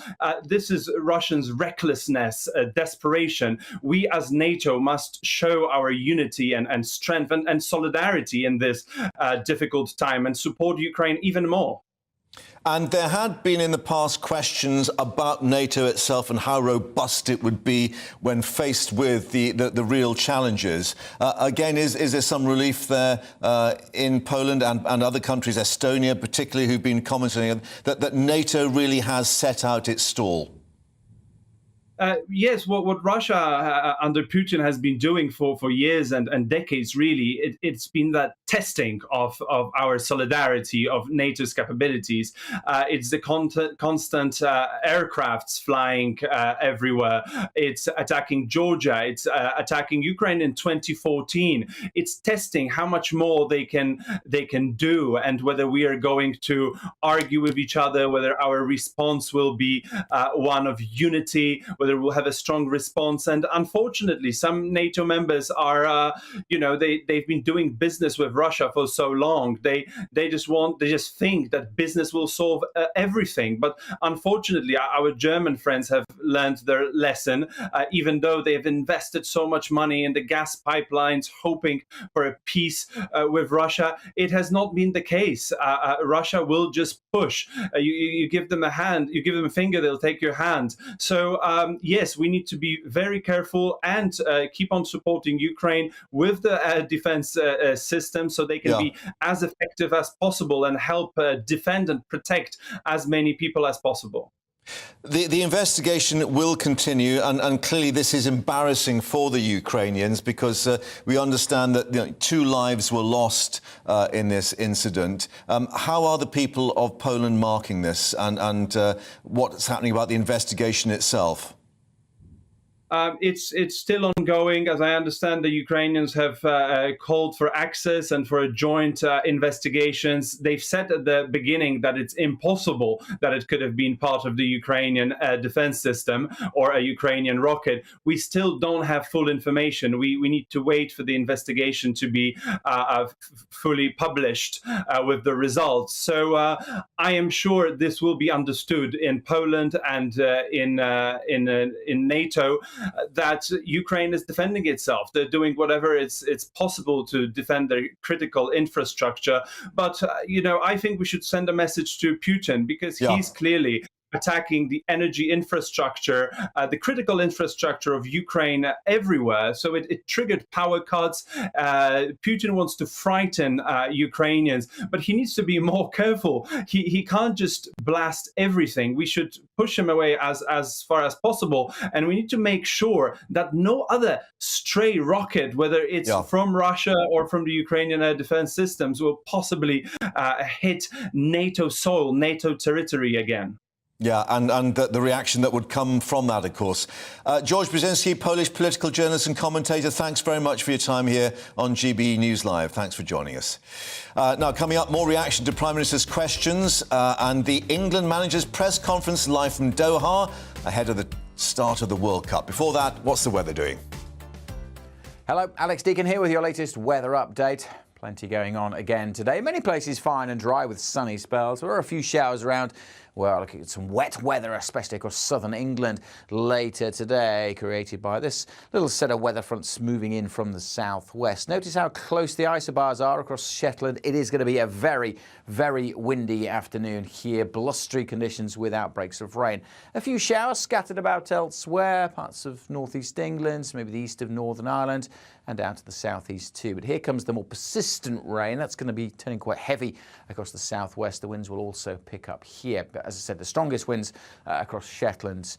Temperatures generally around about average, maybe a touch above across the south. Certainly a little cooler than it was for much of last week. Now, that wet weather works its way across the south and into the Midlands, parts of Wales. And heavy rain across the far southeast, where we've seen a lot of rain recently, could cause some disruption. So we do have a Met Office yellow warning in place. The rain eases from here through the night, but then lingers over northeast England and eastern Scotland. The skies clear in Northern Ireland. Parts to the west may see a touch of frost. On to Thursday's weather, and for some across eastern England, eastern Scotland, a very, very wet day with the winds just coming in from the North Sea. It's not going to feel very pleasant at all. At times that rain will affect northwest England and North Wales, where again it could be heavy. So again, the potential for this rain as it lingers to cause a bit of disruption during the course of the day. Those brisk winds off the North Sea bringing a cold feel, I suspect.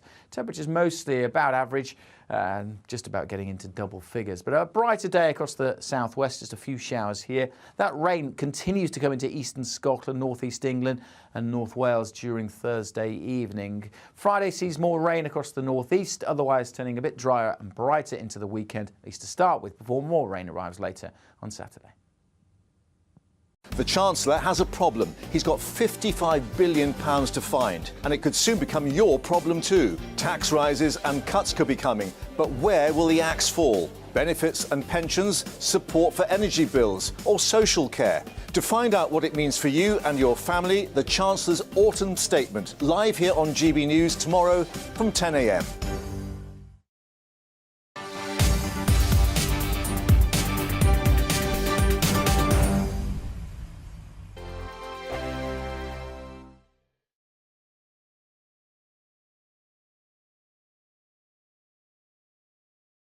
I'm Mark White. As GB News Home and Security Editor, I cover those key issues that are so important to you. Our authorities, our communities doing all they can to combat violent crime. With the public services under unbearable strain, why are we still failing to control our borders? Defence, the first priority of any government, has been continually hollowed out. Can we trust our politicians to protect the armed forces? Join me, Mark White, on GB News.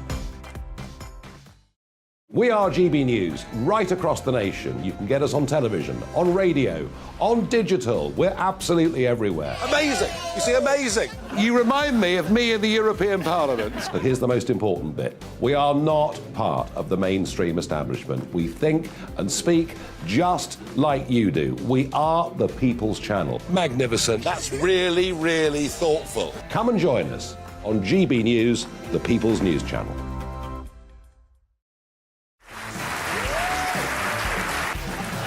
My name is Andrew Doyle. Join me every Sunday evening at 7 p.m. for Free Speech Nation. This is a show where we address current affairs and news stories of the week with the help of two wonderful comedian panellists. I brought in comics because I want to give it a lighter edge, and also they work for less. See you there.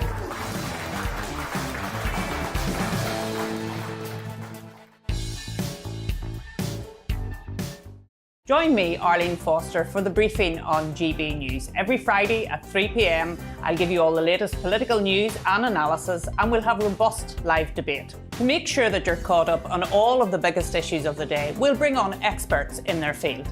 I'll ask the questions that you'd like to ask. We're not afraid to tackle discussions from all perspectives, including yours.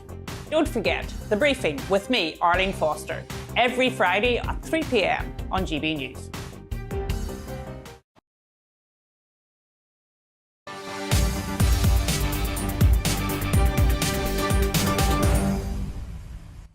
And welcome back to GB News Live. Now, Deputy Prime Minister Dominic Raab faced off with Labour Deputy Leader Angela Rayner, standing in for their bosses at Prime Minister's Questions, the pair clashing over these bullying claims that have now been made against Dominic Raab. But 2 formal complaints were being told. We hear the key moments from today's PMQs. Days of dodging and denial. This morning, the Deputy Prime Minister finally acknowledged formal complaints about his misconduct. But his letter contains no hint of admission or apology. This is anti-bullying. This is anti-bullying week. Will he apologise? She asked about the complaints. I received notification this morning. I immediately asked the Prime Minister to set up an independent inquiry into them. I'm confident I behaved professionally throughout, but of course I will engage thoroughly and look forward, Mr. Speaker, may I say, look forward to transparently addressing any claims that have been made. So, Mr. Speaker, let me get this straight. He has had to demand an investigation into himself because the Prime Minister is too weak to get a grip. A Prime Minister in office less than a month, with a disgraced Cabinet Minister resigned with his good wishes, the Home Secretary who breached the ministerial code and risked national security still clings on, and now the Prime Minister defends his deputy whose behaviour has been described as abrasive, controlling and demeaning. With junior staff, Mr. Speaker, too scared to even enter his office. And that's without mentioning the flying tomatoes. The Deputy Prime Minister knows his behaviour was unacceptable. So what's he still doing here? Mr. Speaker, I'm here and happy to address any specific point she wishes to make. That never happened, she says, from a sedentary position, and I will thoroughly rebut and refute any of the claims that have been made. She hasn't, in fact, put a specific point to me. If she wishes to do so, and this is her opportunity, I'd be very glad to address it. Now he's reportedly banned from meeting junior staff without supervision. While we await an inquiry the Prime Minister hasn't even instigated from a watchdog he hasn't even appointed. In the Prime Minister's letter, he did not say how and when this will be investigated or by who.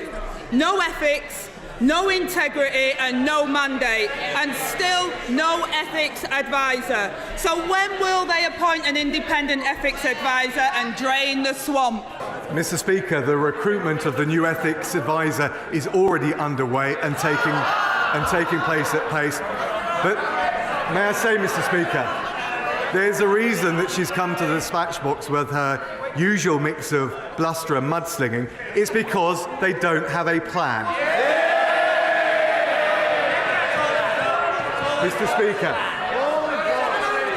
Mr. Speaker, we're helping people into work. She's in hock to the unions. We're protecting our borders. She voted against every single measure to control illegal immigration for this country.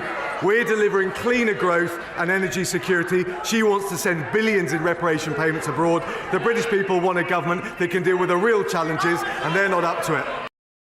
So, spirited exchanges, and the latest that we're getting from Downing Street is that the Prime Minister, Rishi Sunak, still has full confidence in the Deputy Prime Minister, Dominic Raab, despite the complaints made against him. That just coming out from Number 10. Rishi Sunak, of course, still in Bali. Let's get more with Catherine, who's still down in Westminster for us. And Catherine, I don't know if that's the kiss of death when someone says they've still got full confidence in you in terms of Westminster. It indicates that perhaps you are under threat.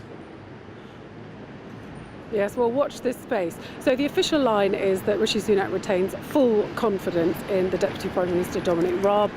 They're also saying that they are appointing an independent ethics advisor who will come from outside government, will report directly to Rishi Sunak, who will then decide what to do, because of course the problem is that the Deputy Prime Minister has referred himself to the Prime Minister asking for an urgent investigation, but there is not currently an ethics advisor in place to undertake that. So certainly a difficult session for the Deputy Prime Minister. No doubt the last place he would have wanted to be today was in the chamber. He did defend himself very robustly. Angela Rayner also used the opportunity to attack the Prime Minister, saying that he was too weak to get a grip, that the Deputy Prime Minister had to ask for an investigation into himself, and made that all seem really rather ridiculous. So obviously difficult times for the government. A couple of things to note. Obviously the autumn statement is tomorrow, and I can't quite believe I'm saying this, but we may be currently, for Rishi Sunak, in the calm before the storm, because as Jeremy Hunt, the Chancellor, has said, there are going to be horrible choices. There are going to be many decisions, both in terms of tax rises and spending cuts, that many people will not like, including some Conservative MPs. Now, Conservative MP Esther McVey said in the Commons just a little bit earlier that she would not vote for spending rises unless HS2 was scrapped. Now, only in the summer, she was on a joint ticket with the now Chancellor Jeremy Hunt for his leadership campaign. Now she has explicitly said in the Commons she won't support some of those measures that he's going to bring forward unless HS2 is scrapped. And I think this is a measure of the fact that the Conservative Party, has been on better behaviour since Rishi Sunak came to office, but still is very divided. And a lot of the decisions that may be announced tomorrow will be very difficult to stomach for Conservative MPs. Yeah, and we should add, of course, Esther, a GB News presenter, and there was quite a sharp intake of breath when she uttered that threat, and indications, of course, are all not well in other areas where we've got the RMT now saying it's got a new mandate for more strike action. We've still got to learn what the nurses are going to do. It's a difficult situation outside Westminster for the government to deal with. It is. Rishi Sunak said during the summer, didn't he, that he wanted to be honest with the public, that things would not be easy. And of course, the Conservative Party membership didn't particularly like that message. They much preferred the positive, upbeat message of Liz Truss talking about growth. But of course, that was briefly tried. I mean, in fairness to them, they never got the chance to actually put those policies through. But the markets reacted so badly that now the government is desperate to be seen to be financially credible, to be balancing the books. But many Conservative MPs are worried that the pendulum will now spring too far back the other way, and in fact that might choke off some of the growth that we desperately need. So a very difficult picture for the government, and inflation at 11.1% today, as we've heard. Really more bad news. Indeed. Catherine Westminster, thank you very much indeed for that. Are you watching GB News Live? Coming up, Gareth Southgate, England manager, in Doha for the World Cup kickoff, and Trump is back too. He's going to run for the presidency. What's he been saying in the States? We'll update you. But first, the news headlines with Rosie.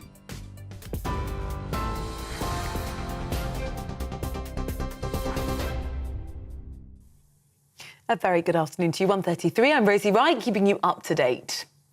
Downing Street says the Prime Minister still has full confidence in his deputy, despite complaints made against him. Dominic Raab's insisted he's behaved professionally after an investigation's been launched into 2 formal complaints about his conduct. Mr Raab, who requested the independent inquiry, told Mr Sunak he never tolerated bullying and will continue in his roles as Justice Secretary and Lord Chancellor. He's told the Commons at Prime Minister's questions he's looking forward to addressing any claims, whilst the Deputy Labour leader asked him to apologise. The rate of the Consumer Prices Index, inflation, rose to 11.1% last month. The ONS says that's up from 10.1% in September.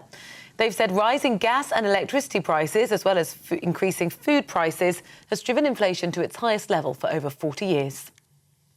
Royal Naval Shipbuilding is returning to Belfast with a new site pledging to create 2,000 UK jobs. The MOD have commissioned the building of 3 support ships in a contract worth £1.6 billion. Each vessel will measure the length of 2 Premier League football pitches, and their final assembly will take place at a shipyard in Belfast. TV, online, DAB+ radio, this is GB News.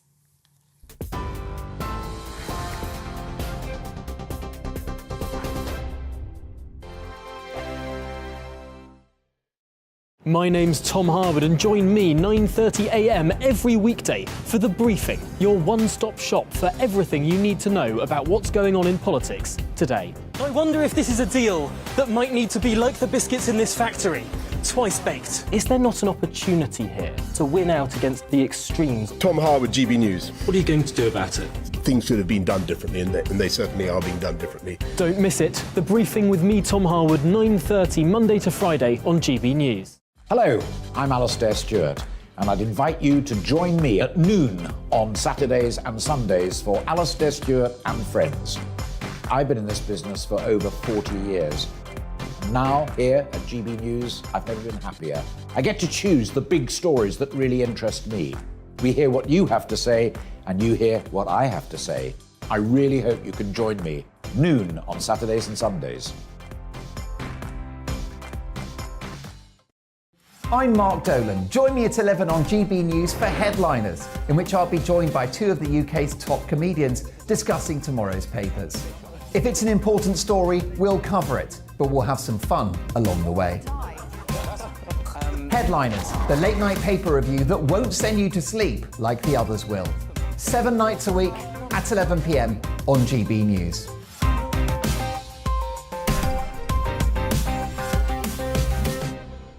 We are GB News, and we'd like to say thank you to each and every one of you for bringing us your conversations, for helping our great nation find its voice. We are here for you on radio, television, and online, across England, Scotland, Wales, and Northern Ireland. It's not the BBC, you actually get your facts right. We are proud to be GB News, the People's Channel, Britain's news channel.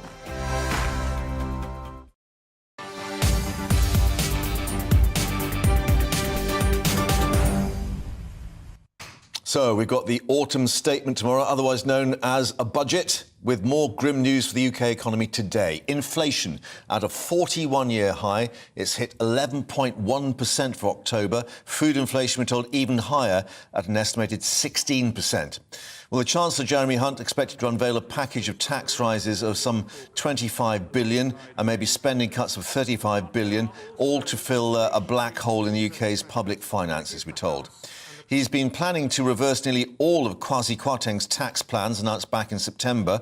The tax cuts, remember, that spooked the markets. The central message of the statement tomorrow, we're being told, restoring stability and getting inflation under control, which it doesn't seem to be at the moment. Let's get more with economist and head of investment at Interactive Investor, Victoria Scholar. Victoria, thanks very much for joining us. This inflation rate first, higher than people were estimating, spooking perhaps not just the government, but the Bank of England as well.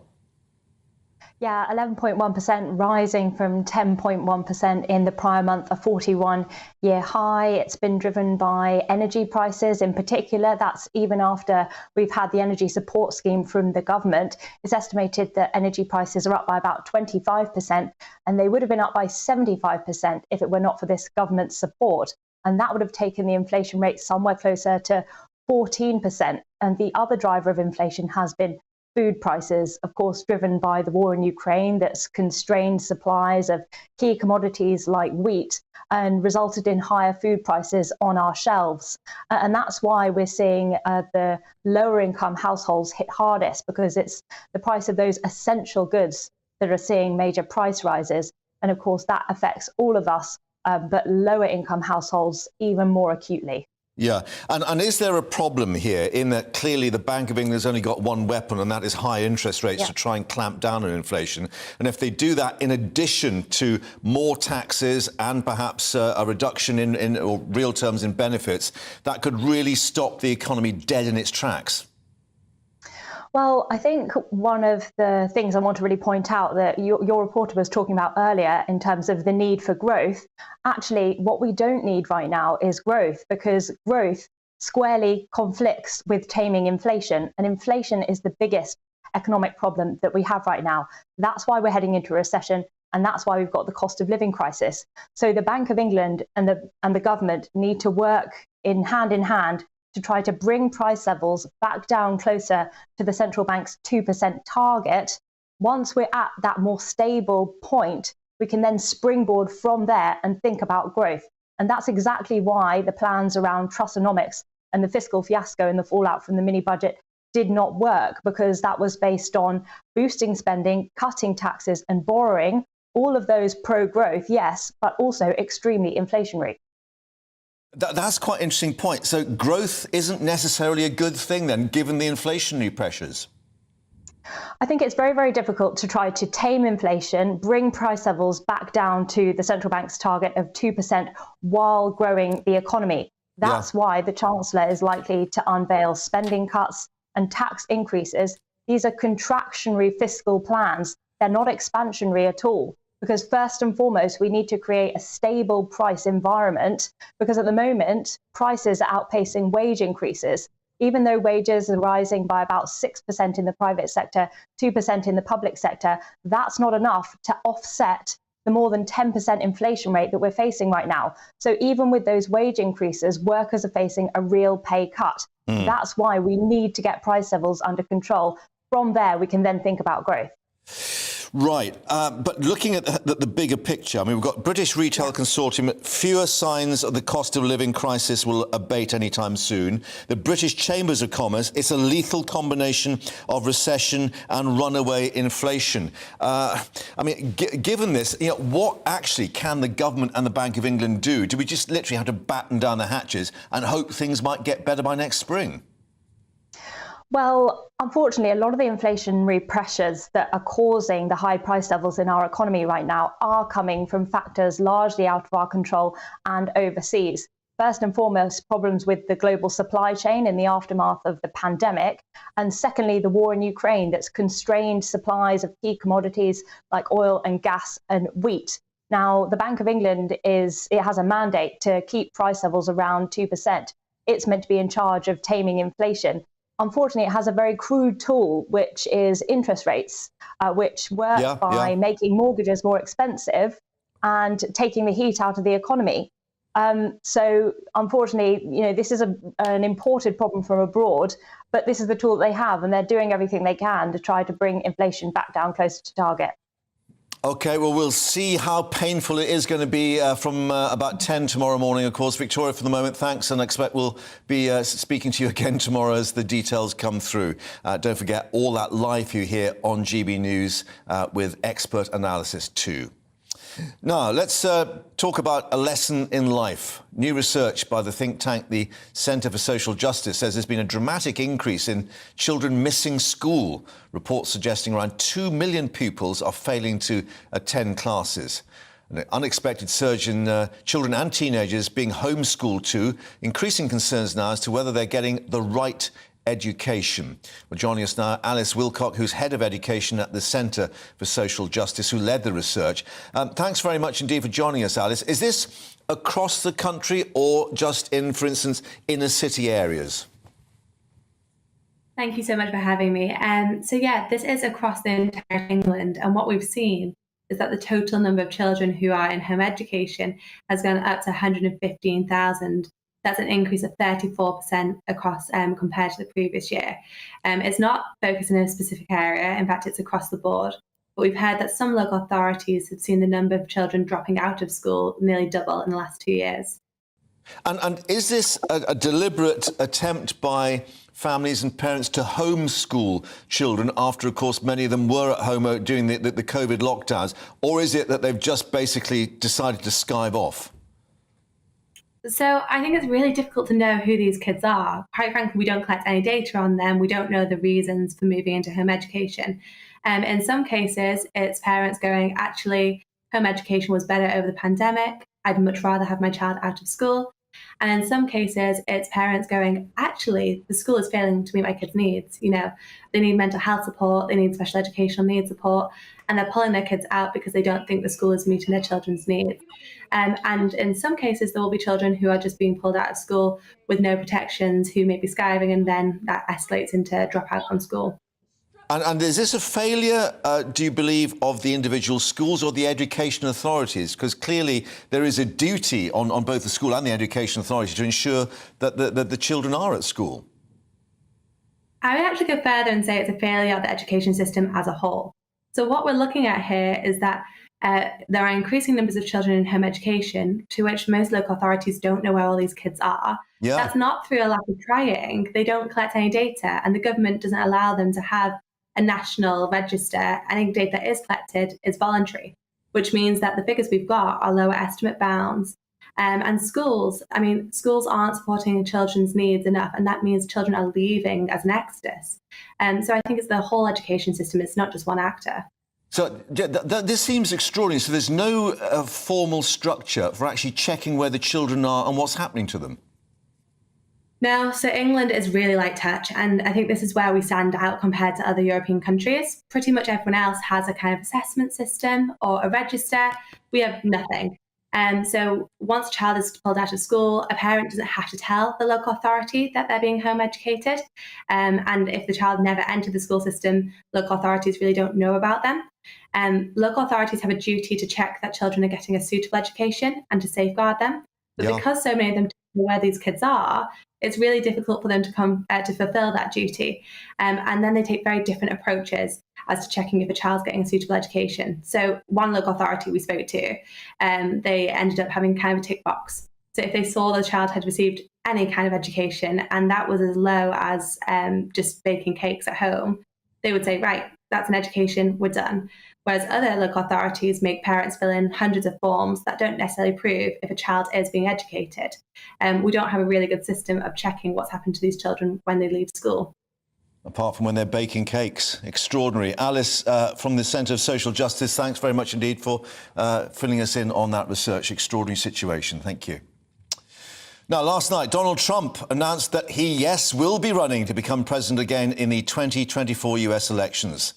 He made that announcement at a very glitzy occasion at the Mar-a-Lago estate in Florida, in the ballroom no less. Several hundred supporters, club members and staff gathering there, decorated with banners saying, "Make America Great Again." Well, joining us now is David Dunn, Professor in International Politics at Birmingham University. David, as expected, and perhaps as expected too, he isn't really changing his stance, attacking Biden and this mantra of "Make America Great Again."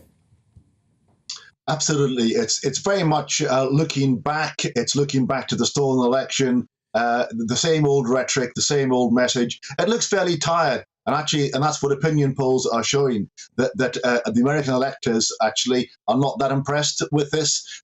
He's behind DeSantis, his main challenger perhaps, by 13% nationally, even more so in the key early states for the selection process of Iowa and New Hampshire. That's very much where we are with this. Now, he's obviously got deep pockets himself, but it's significant, too, that many Republican Party donors have actually looked at this polling data showing DeSantis ahead in key states. I think they're called the Club for Growth group, indicating that many behind the scenes just aren't happy with this situation of him declaring. Absolutely. The Republican Party would much rather he hadn't declared as soon as he did. And he's doing it partly for his own reasons, trying to make himself immune from prosecution by being a political candidate. But you're right. There are lots of research coming out saying that he is unpopular compared to DeSantis, that actually he cost the Republicans by endorsing the candidates he did 5%. There's a difference between his candidates and mainstream Republicans of 5%. And in a tight election, that's really important. And then you, as I say, that the big mega donors like Stephen Schwarman from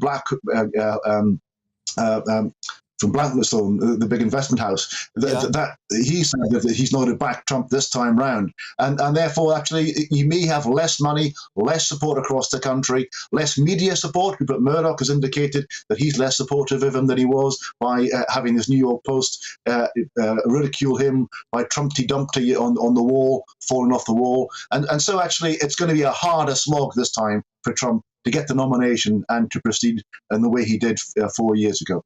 Yes, I think that Trumpty Dumpty was on the front of the New York paper, of course, which clearly paints a picture of ridicule. DeSantis has been fairly quiet in all this. He's keeping his powder dry, it seems. DeSantis has to. He's just won a 4-year term, a second term as governor of Florida. You can't immediately then say, and by the way, I'm going to spend the next 2 years of that four-year term, actually running for the presidency. So he's likely to actually wait until next year before he officially declares. But everything about him, everything about the campaign for governor was actually that bigger picture. His black and white ad talked about God choosing a leader. He didn't say a leader for Florida. The implication was that he was a national leader in waiting. So he will wait his time. He can afford to wait his time. He can afford to watch Trump spend his capital and actually not make much progress because the message, frankly, is quite tired. And has the situation calmed down across the states politically, given what we saw in the attack on Capitol building? The midterms indicating that perhaps people have taken on this message about democracy and people reacting, for instance, against the abortion decision, that things have on a more sort of stable footing now? Many people regard the election as a good election for American democracy because the most egregious election deniers, the most flagrant people who were denying the electoral process and who were promising to actually take a partisan approach to the way in which the votes were counted next time round, they, across the board, were defeated.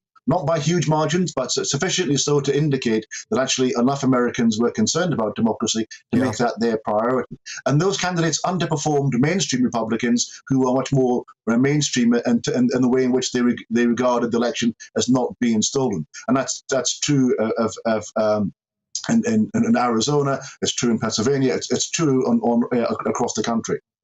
Indeed. Well, thank you very much indeed for bringing us your analysis once more. David Dunn, Professor in International Politics at Birmingham University. Thank you very much as the starting gun is fired on 2024. Well, let's stay in the States and let's head to the moon and beyond. As they said, NASA's Artemis moon mission successfully lifting off, heralding a new era for lunar exploration. It will eventually see humans returning to the moon. This was the moment that it took off from Cape Canaveral. There it goes, very quietly. I think maybe our microphones couldn't cope with the noise of that huge rocket. Indeed, after a series of failed launch attempts earlier in the year, it took off this morning with the Launch System rocket, the most powerful ever, propelling the Orion spacecraft upwards into the skies. Let's speak now to science broadcaster and author Mark Thompson. Mark, it got going eventually. Clearly, given obviously various problems with the space shuttles over the years, they had to get this right. So much riding on it. Yeah, do you know what? It took a couple of attempts, but NASA pulled the launch previously for various reasons, and they made the right decision because it's a very expensive mistake to make. But it's so wonderful to see that it did launch finally on its way to the moon this morning. I mean, incredible when we look at the history books to realise Apollo 17, the last manned mission to the moon, December 1972. I mean, I remember, of course, walking on the moon and the huge worldwide reaction to that. We've had decades of nothing happening. What will we learn now? Because there are suggestions, really, this is just a small step, if you pardon that expression, to going to Mars, that the whole point of this really is to head for Mars. Yeah, absolutely. You know, we've not been to the moon since the early 70s. We've got a whole range of new technology that we can use now to get to the moon. The stuff that was on board the Saturn V rocket was, you know, I've got stuff in my phone that's more advanced than that now. Yeah. So we've got lots of new technologies to test. But the Artemis 1 that launched this morning, it was just step number one in a plan to get people back to the moon by about 2024, and then ultimately to get human beings out into space and ultimately to Mars within the next couple of decades. So it's really exciting times coming up. And what do you think that will be? Is it sort of going back on a moon rover and heading over the hills and getting pictures and so on? Or could we see some kind of base on the moon? Yeah, absolutely. One of the challenges with getting out into the solar system is that we live on Earth, and Earth has got a massive gravitational pull. And so launching into space is expensive because you've got something you're fighting against. Now, the moon is smaller, less massive, and so it's less gravity. So it's easier to launch out into the solar system from the moon. So by setting up a permanent base on the moon means we can use some of the resources on the moon to explore the rest of the solar system. So this is not just a replay of the Apollo missions where we're just going to trundle off on a rover for a few days. The plan absolutely is to get a permanent base over at the moon maybe in lunar orbit, or ultimately on the surface of the moon, to be a base to hop out into the rest of the solar system. What about the critics who say, we've despoiled planet Earth? Are we about to despoil the moon as well? I mean, for instance, please excuse if you're listening and watching at home, there are bags of astronaut poo that are already being left on the moon. And, that's not great, is it? No, and you know what? The various different space organisations across the world are trying to rectify that. There are a number of policies that are trying to, international policies that are trying to protect not just the worlds that we're travelling to, the moon, Mars, from human exploitation, but also to protect us here on Earth. For example, if we go to Mars and then people come back, we need to be very sure that when people come back, they're not bringing back any space bugs. Not that we think there's any out there, of course, but sort of protecting ourselves and what's out there. So absolutely, we're trying as much as possible to protect and preserve the nature of these worlds. OK, to the moon and beyond, as they say. Thank you very much, and we'll see, of course, 2024, I think, is the manned mission. Thanks very much. You're watching Back Down on Earth, GB News Live. More to come in this next hour. James Cleverly, Foreign Secretary, on the latest on those Poland missile strikes. There's another rail strike on the way, and we hope to be hearing from Gareth Southgate on the World Cup. First, the weather. Alex Deacon here with your latest weather update. More rain to come for all of us over the next couple of days, but the rest of today, many places staying dry. It's very windy in Shetland, and there is some rain already arriving across the southwest, courtesy of this area of low pressure. That's going to gradually move its way in, and once it's here, it is going to stick around for the next couple of days.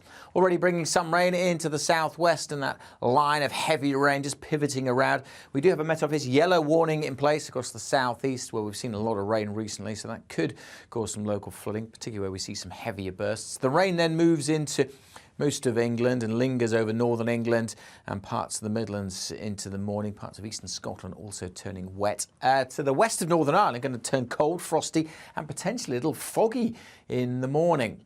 The rain then, as I said, lingering over parts through the course of tomorrow. The Midlands, northern England especially. Further Met Office yellow warning in place here, and then the rain sets in across eastern Scotland, where it again builds up and potentially causes some issues. So the potential for some disruption, certainly a lot of spray and surface water on the roads.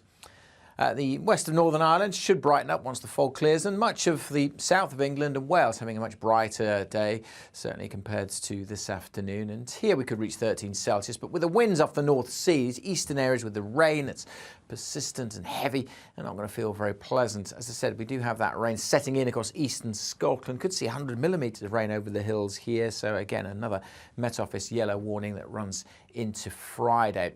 Further south on Friday, it's looking a lot drier, but still some rain across northwest England and at times for Northern Ireland. But generally, much of Wales turning drier and brighter on Friday. Still a few showers for southwest Wales and the far southwest of England, but the Midlands southwards generally seeing a bit of sunshine. Here, temperatures could get into the teens. Elsewhere, we're looking at 9 to 11 Celsius. Bye for now.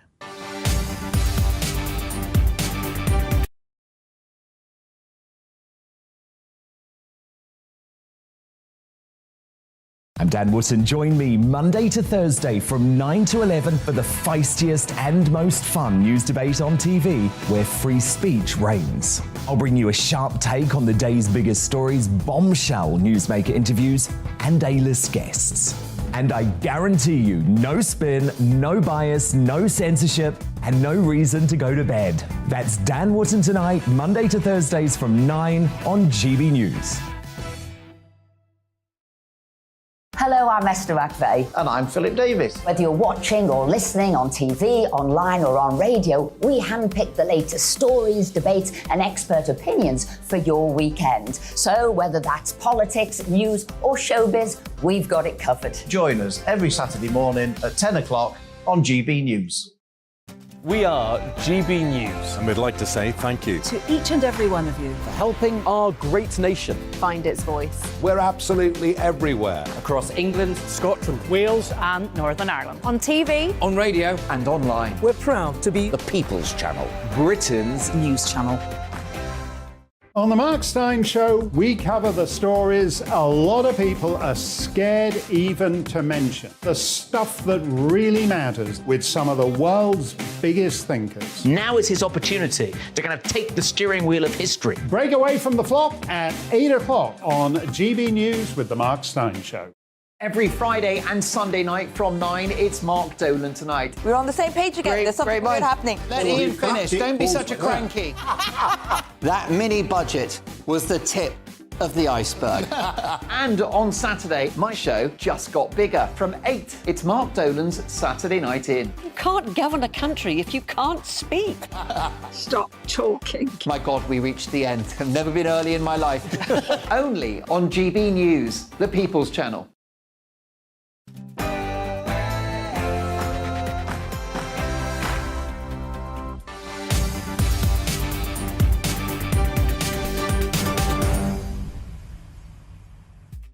And welcome back to GB News Live with me, Mark Longhurst. Plenty more coming up this hour.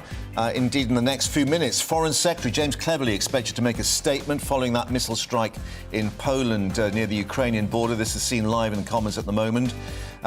Earlier, Dominic Raab standing in for his boss Rishi Sunak at Prime Minister's Questions, just as it's announced he's facing 2 formal complaints now over claims of bullying. More reaction analysis coming up from Westminster. And, yes, he's back. Donald Trump making a 3rd bid for the White House, despite that lacklustre performance by his candidates in last week's midterm elections. Can he do it? Or is Trump toast? And let us know your thoughts. Email us gbviews@gbnews.uk. But before all that, latest news headlines now with Rosie.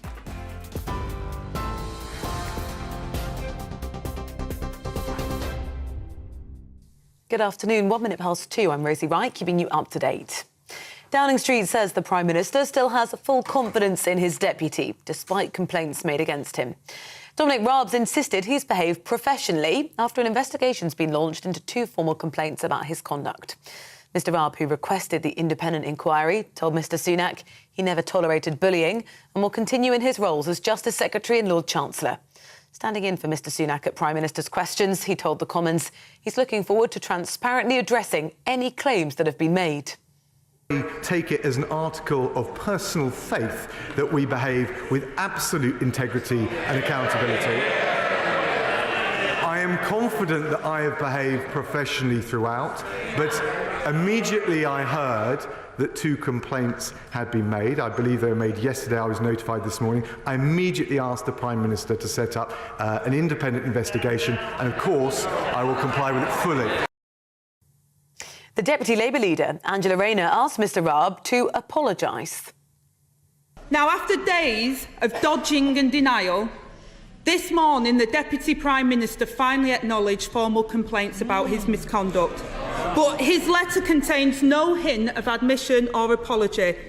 This is anti-bullying. This is anti-bullying week. Will he apologise? Ukraine's requested access to the site of an explosion in Poland where 2 people were killed by a missile. A Ukrainian defence official says they want to study the site to understand how the West had come to their conclusions.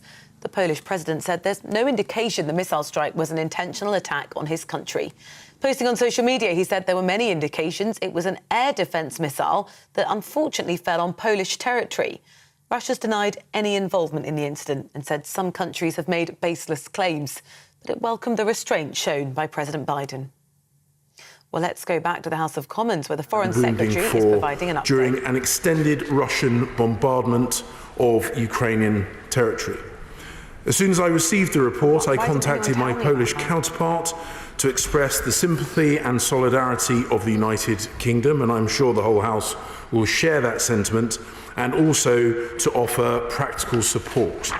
I then spoke to my Right Honourable friend in a trilateral call with my Right Honourable friend, the Defence Secretary. Spoke to my Right Honourable friend, the Prime Minister, in a trilateral call with my Right Honourable friend, the Defence Secretary, whilst the Prime Minister was attending the G20 summit in Indonesia.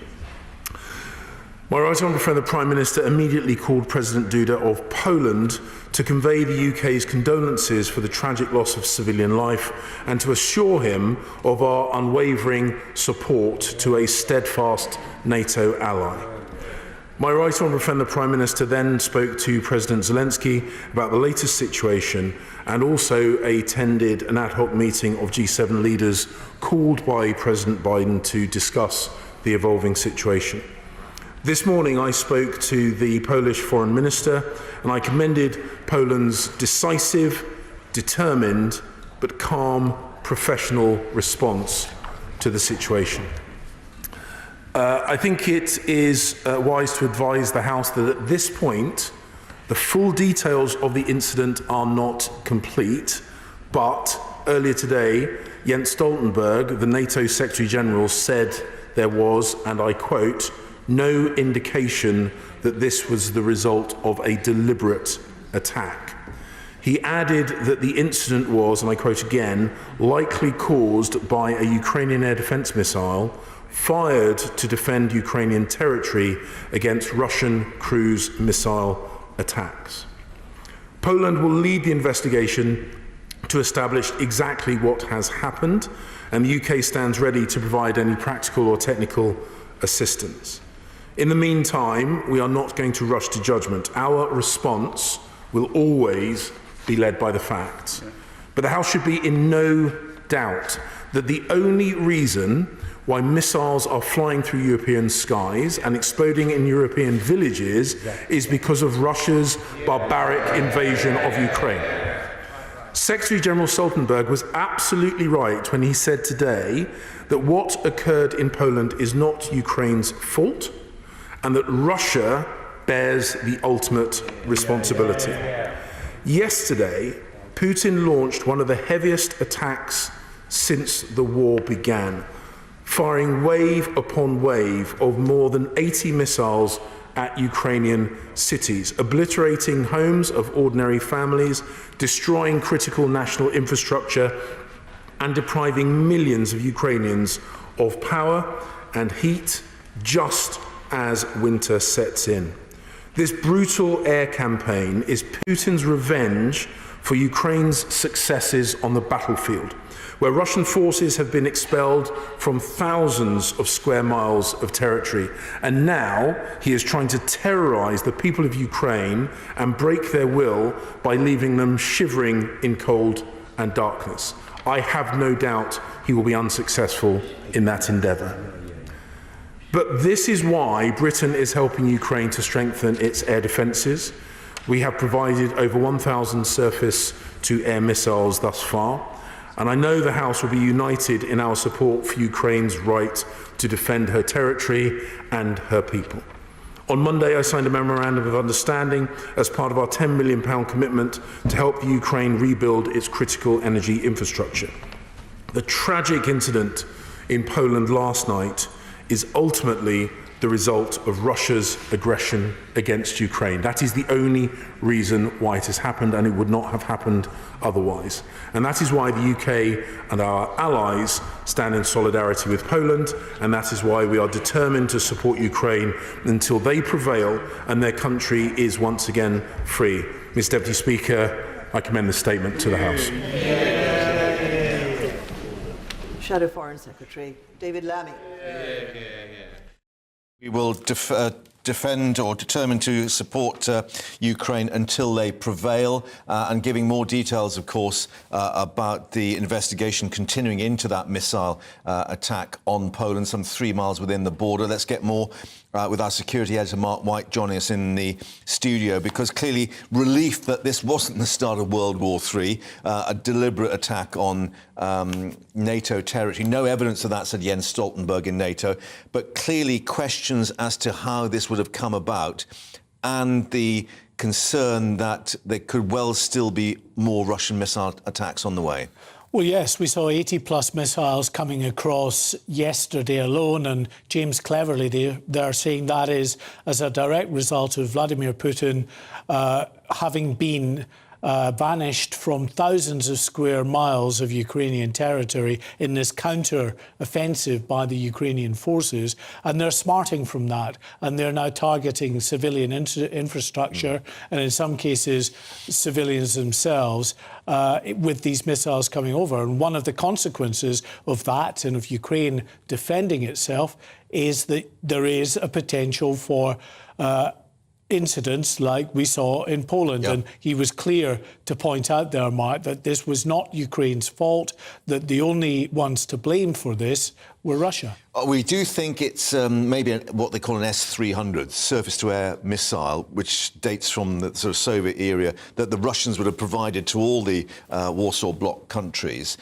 Old technology. Ukraine is now indicating that they're going to use this maybe as a lever, say, look, we need modern air defence systems and more help from NATO countries. Yes, and James cleverly alluding to that there when he says already the British have been, you know, right at the vanguard of those countries offering support and money, technology to the Ukrainians to help them in their fight. He says that Britain has already given the Ukrainians 1,000 surface-to-air missiles, but of course these are mainly these shoulder-launched missiles, not the kind of things you would use to necessarily take down another missile. That requires the more sophisticated air defence systems that Ukraine really wants. And it may well be, because we see now NATO absolutely coming full square behind Poland, of course, who've been struck here, and Ukraine, who are the victims of aggression and all these missiles coming across from Russia. They may well decide that actually more sophisticated weaponry is required now. And of course other countries like Estonia are concerned as well. We're going to be speaking fairly shortly to Mike Hewitt, former Rear Admiral in the US Navy, about the situation internationally. But even back here at home, indications now about the concerns about Russia. You've been getting a briefing from MI5 on the threat that they're identifying from Russia here at home. Yes, MI5, of course, the domestic intelligence service here, and it's the Director General, Ken McCallum, who is addressing security correspondents about the threat from Russia and other state actors, including China and Iran. Those three were really singled out by him. And he said, as far as Russia was concerned, we can expect as a country to be having Russian aggression and this is for many years to come. Cyber warfare, that's something rather than any kind of direct, hot military action as such? Well, he said that the toolkit that Russia uses is certainly, yes, cyber warfare, but also direct assassinations, as we've seen with the Skripals and obviously Litvinenko before that, and attacks elsewhere around the world as well, launched by Russia. So it isn't just, you know, in the sort of the cyber world where these events are happening. They're happening in the real world as well, in that sense. And he used to talk about Russia and China and Iran a footballing analogy, which was a bit amusing, but actually quite sobering as well, in what he assessed the threats from these individual countries as being. Russia thinks nothing of throwing an elbow in the face and routinely cheats to get its way. We've had success in getting some of their players sent off. And for now, they are a bit distracted by the blame game in their own dressing room, but they will keep attacking us. The Chinese authorities present a different order of challenge. They are trying to rewrite the rulebook, to buy the league, to recruit our coaching staff to work for them. And Iran will only let people support one team and is prepared to use violence against those who don't toe the line. And just very quickly, Mark, the assessment on Putin and where it's going militarily, that he's obviously still in power, but he's losing on the battlefield. Yes, and the Ken McCallum statement, and again from James Cleverly there, trying to emphasise that point, that what you're seeing now taking place in Ukraine is a direct result of a leader of a country who is smarting because he is really facing significant odds against him from the Ukrainians being pretty much well-equipped by the West with their counter-offensive, pushing them out of that strategic city in the south, Kherson, thousands of square miles around there, back over the Dnieper River. And as a result, you've got Russia now with a vengeance, launching these 80-plus missiles to Ukraine yesterday. And days before that, there have been a very significant uplift in the number of missiles striking Ukrainian targets as well. Civilian targets, we should add as well. Mark, for the moment, thank you very much for that. But as we were saying, let's now get the views of former Rear Admiral in the US Navy, Mike Hewitt, who joins us here on GB News Live. Mike, thanks very much indeed. There was a time when many were commenting that NATO was a busted flush, that when really it came to the push, they wouldn't actually take any action. They've really come together over this. They have, Mark, and I also think that the statement by the Foreign Secretary just now in the House of Commons was very accurate as to exactly what did occur. This was not a deliberate attack on a NATO nation, but it gives NATO an opportunity to speak with one voice and maybe a stronger voice with respect to supporting Ukraine and making sure that Putin understands that if you do attack a NATO nation, that you will have a response by NATO via Article 5. And I think that is something that's been lost in the conversation over the last 6 or 7 months. Not just the recklessness of Putin, but I think NATO has been slow to respond and slow to support Ukraine. So this may be a chance for NATO both to have a very strong statement to Putin and maybe reset some of their support, particularly missile defense. Well, I was going to ask you that. It seems that a lot of our weaponry has pushed back the Russians on the ground in terms of tank warfare and artillery and so on. But clearly they're still able to send these drones and the cruise missiles over. What sort of kit should we or have we got that could actually tackle that? Well, I think this is a great question of missile defense in general, and maybe we're even lagging in our own missile defense capability against these emerging threats, such as drones that are weaponized and other very sophisticated missile defense systems. We're seeing a lot of this out of Iran now. We know that China is developing very sophisticated systems, and this may just be a wake-up call for the NATO nations that you need to improve your own missile defense. But specific to the attacks in Ukraine right now, we do have capability that we can provide them that would give them a stronger missile defense than the systems that you referenced, such as the S-300. Yeah. And the sort of calculation of where this leaves our situation with Putin, because there are those who worry that the more defeats there are, the more that he's cornered, the more dangerous he becomes. It's very true, but I would add that I think it's a little more sophisticated than losing Kherson. And obviously the barrage of missile attacks by Putin was very reckless, and that's something we've seen from him since the beginning of this conflict. But I would also say I don't think he's losing the war. I think he may be resetting his forces. And I think the timing of this missile barrage had a lot to do with the G20 meeting, a lot to do with Zelensky's discussions with the G20. It also had a lot to do with Biden and Xi's meeting in Indonesia 3 days ago. So I want to just emphasize this is much more sophisticated than losing Kherson. Yeah, the mood music internationally changing, of course. What should the Ukrainians do next? Of course, winter is on its way. They probably don't want to get caught in any kind of land warfare, but equally, suggestions they may try and push into Crimea itself.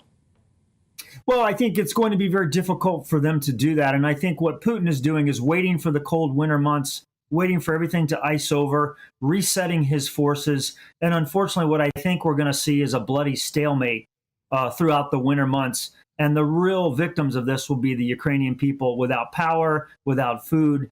And what Putin is really trying to do is drive to an end state here by which maybe NATO and others capitulate with his gaining of territory. I think this is Putin is thinking through this in a very sophisticated way. And I'm just very concerned about what's going to happen this winter. Yes, of course, the Russians, great chess players. Mike Hewitt, former Rear Admiral in the US Navy, thank you very much indeed for bringing us your analysis here on GB News Live. Thank you. Now, let's actually stay with the matters as regards to the states, where certain Donald Trump has announced he is running for the White House in 2024. Quote, in order to make America great and glorious again. Well, speaking from the gilt-edged ballroom at his Florida resort, Mar-a-Lago, Trump appearing to have shrugged off last week's disappointment of the midterm elections, many Republicans blaming those defeats on him. He's also hoping to take on the Republican rivals such as Florida's Governor Ron DeSantis, re-elected with that convincing victory last week. Let's speak now to Dr. Thomas Gift, founding director at the UCL Centre on US Politics. Thomas, thanks for being with us. I know you've been hanging on, waiting to speak with us, all these international developments. No surprise, of course, that maybe he's announcing, but surprised that maybe he's seeming so confident given what DeSantis managed to pull off. Well, you're right. Donald Trump has basically been telegraphing his plans for weeks, if not months. And we all knew that this big announcement was coming yesterday. And so the fact that he announced, I don't think was too much of a surprise. But, you know, Donald Trump, of course, is going to try to project an air of confidence, despite the fact that it does look like some of the headwinds are going against him. You know, going into the midterms, Donald Trump, I think, was the prohibitive favorite to get the Republican nomination if he wanted it. After DeSantis's very convincing win in Florida, I think now he's potentially overtaken Trump, although I think they're really kind of racing neck and neck at this point. Yeah, but is it significant that we've got this news that the party donors, and I know obviously Trump's got deep pockets himself, but I think they're called the Club for Growth, basically indicating that their assessment is that DeSantis may well have more chance of taking on Biden if he does run again? Well, I think that money always matters. But at the same time, Donald Trump can use that to say that he's the underdog. And again, he's being countered by the establishment. And, you know, what a better way, that's the most effective way that Trump can kind of personify himself. Yeah. You know, it's not just the money. You're also seeing, for example, you know, Fox News, for instance, saying that they're maybe turning away from Trump. So all of those trends do not look positive for him, but he's going to try to spin them in the most positive way. Yeah, and the Murdoch paper, New York Post, Trumpty Dumpty was, of course, on the front page, which indicates perhaps how he thinks about things now. But looking at the language he used in Mar-a-Lago, he's talking about fake dossiers, deep state, lobbyists, and so on. He's not really changing his political stance in any way. Exactly. I mean, they seem like they're out of Donald Trump's greatest hits. I mean, I think all of the vociferous rhetoric, all of the kind of virulent, tough talk, that's Donald Trump. I mean, that's who he is. That's what voters like about him. And so I think he thinks that it worked in 2016. He's going to try it again. So I do expect this to be a bloodbath between Donald Trump and Ron DeSantis. And looking at these next 2 years, we've got all these various sort of legal moves against him. Will he actually get immunity from any prosecution if he makes himself the official candidate? Well, you're right. So Donald Trump is the first former president to have a situation like this. There are 2 federal grand jury criminal investigations currently pending. There's one state grand jury investigation that's filed in the state of Georgia. You know, there was this pause period before the election in which unofficial Department of Justice policy was that they don't pursue any prosecutorial action against politicians who are kind of in the fray. But now we've moved past that. I mean, technically, they can still indict Donald Trump. I am skeptical that they will, simply because I think the political case against him is much stronger than the legal case. And I think given his status as a presidential hopeful, given his status as a former president, unless they think that they're clearly going to take him down, I think there's going to be a reluctance by Merrick Garland at the Department of Justice. OK, so make Trump great again rather than make America great again, maybe. Who knows? Thomas, thank you very much indeed for your time and joining us here, founding director at UCL Centre on US Politics. Thank you very much indeed.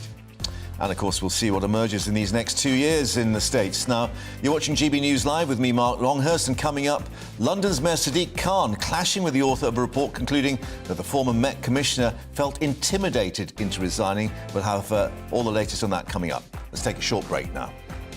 The Chancellor has a problem. He's got £55 billion to find, and it could soon become your problem too. Tax rises and cuts could be coming, but where will the axe fall? Benefits and pensions, support for energy bills, or social care? To find out what it means for you and your family, the Chancellor's autumn statement, live here on GB News tomorrow from 10 a.m.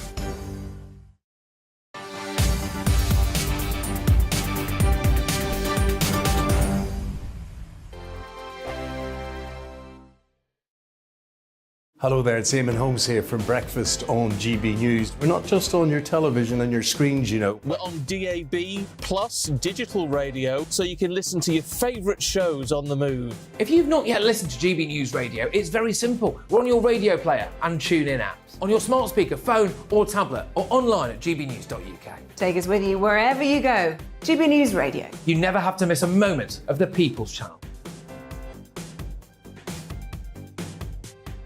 Hi there, it's Stephen and Anne.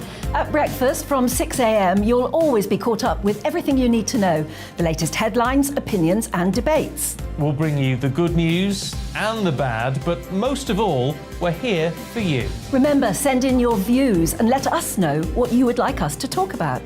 That's because we're your news channel. And every morning at 6 a.m, it's breakfast on GB News. Join me, Arlene Foster, for the briefing on GB News. Every Friday at 3 p.m, I'll give you all the latest political news and analysis, and we'll have robust live debate. To make sure that you're caught up on all of the biggest issues of the day, we'll bring on experts in their field. I'll ask the questions that you'd like to ask. We're not afraid to tackle discussions from all perspectives, including yours. Don't forget, the briefing with me, Arlene Foster, every Friday at 3 p.m. on GB News. Hello, I'm Alastair Stewart, and I'd invite you to join me at noon on Saturdays and Sundays for Alastair Stewart and Friends. I've been in this business for over 40 years. Now, here at GB News, I've never been happier. I get to choose the big stories that really interest me. We hear what you have to say, and you hear what I have to say.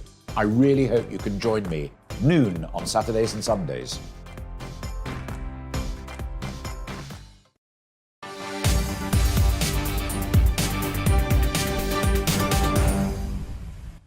Welcome back to GB News Live with me, Mark Longhurst. So more gloom on the economic front. Inflation now up to 11.1%. We're being told food inflation at 16%. What can the Bank of England do about it? Let's find out. Go live to the Bank of England Governor Andrew Bailey speaking to MPs.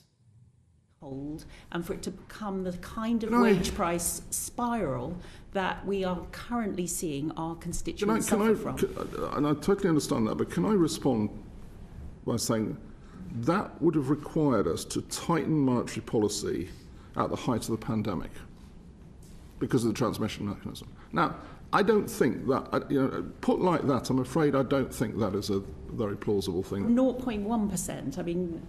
But in the middle of a pandemic, when it was having the economic effects that it was having, I don't think that, I really don't think that's a reasonable thing to have done based on what we knew at the time. I'm going to turn to Catherine, if I may, because Catherine, you've been very much sort of at the hawkish end of the spectrum in terms of the Monetary Policy Committee, and I know you've been calling for a higher bank rate increase than your colleagues, I think 4 times now. Mm-hmm. So how do you respond to this criticism, or are you happy with what the Governor is saying, that there was absolutely no way this terrible wage price spiral which we're experiencing now in the UK could have been avoided? Can I just say, I didn't say that, because I'm happy to come back later, but I didn't get to the end of the point on the labour market. But let's come back to that. I don't want to interrupt. We will come back to the labour market, yeah. Okay. Well, first, I'm very delighted to be here with you in person, so that's good.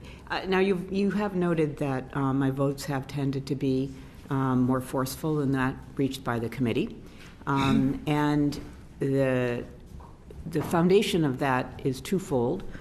One is I have been particularly attuned to data on price expectations of firms, households, and in financial markets. So I put a very high weight on price expectations.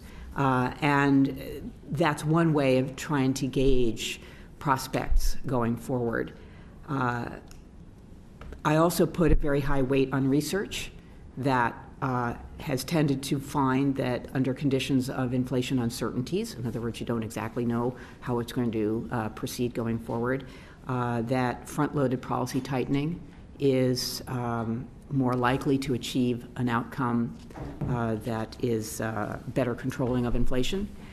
With all that said, however, the shocks that are external shocks to the UK economy, specifically the energy shock and the global goods shock, these continue to dominate the numbers, but what we care about is the extent to which they become embedded.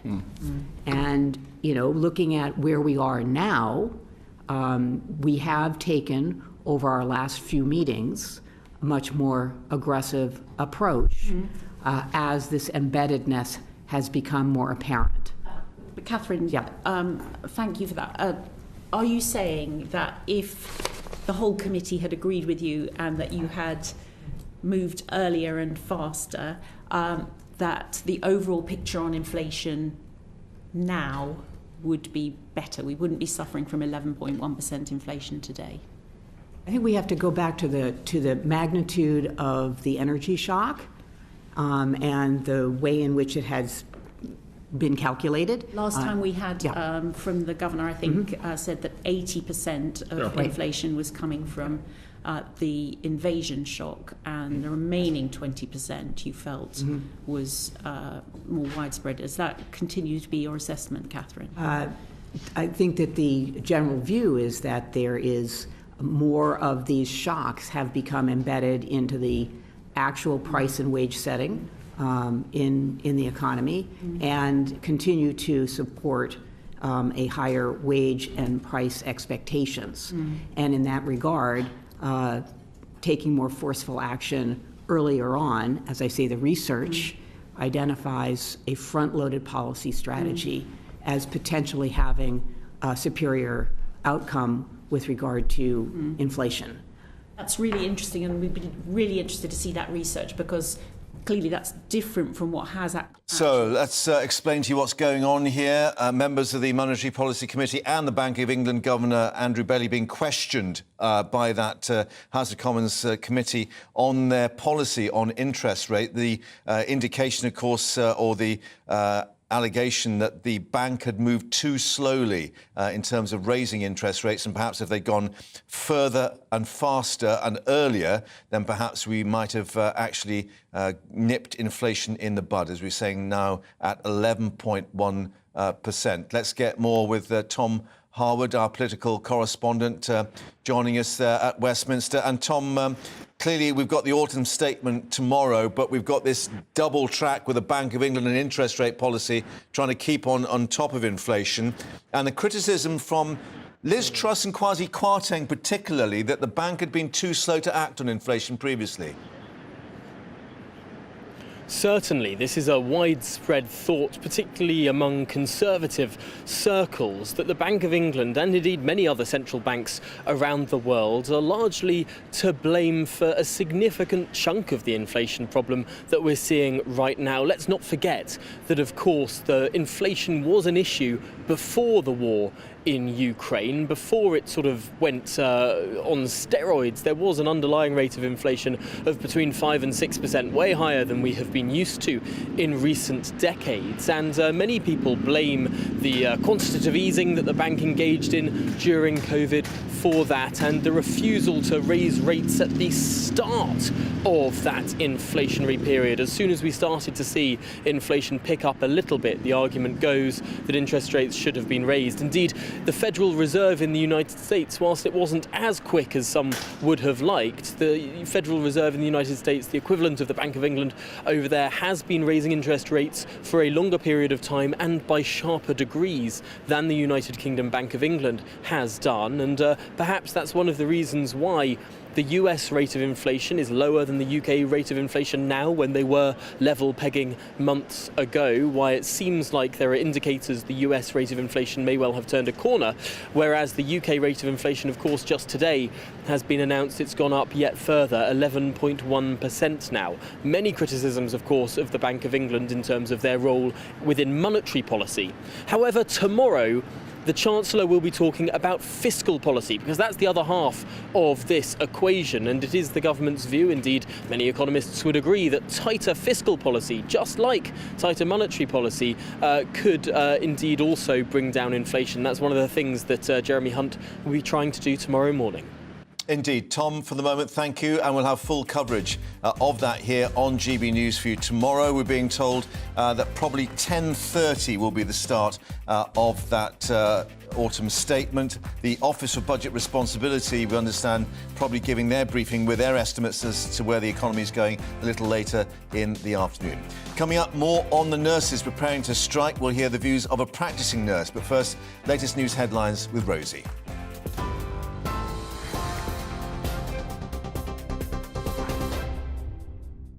Good afternoon, 2:34. I'm Rosie Wright, keeping you up to date. Downing Street says the Prime Minister still has full confidence in his deputy, despite complaints made against him. Dominic Raab's insisted he behaved professionally after an investigation's been launched into 2 formal complaints about his conduct. Mr Raab, who requested the independent inquiry, told Mr Sunak he never tolerated bullying and will continue in his roles as Justice Secretary and Lord Chancellor.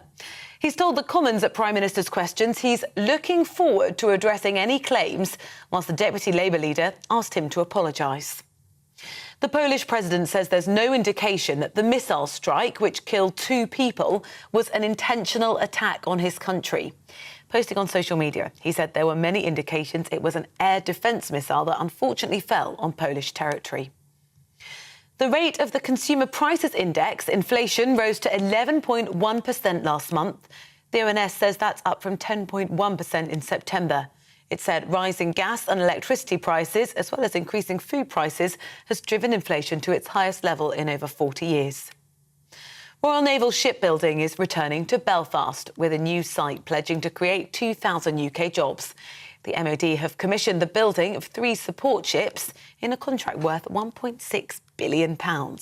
Each vessel will measure the length of 2 Premier League football pitches, and their final assembly will take place at a shipyard in Belfast. TV, online, DAB+ radio, this is GB News.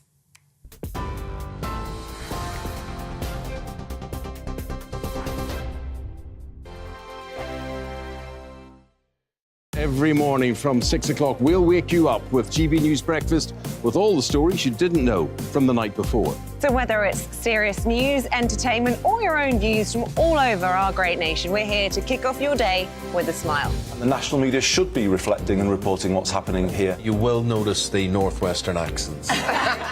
Whether you're with us on TV, radio, or online, every morning, it's breakfast from 6 a.m. Hope you can join us.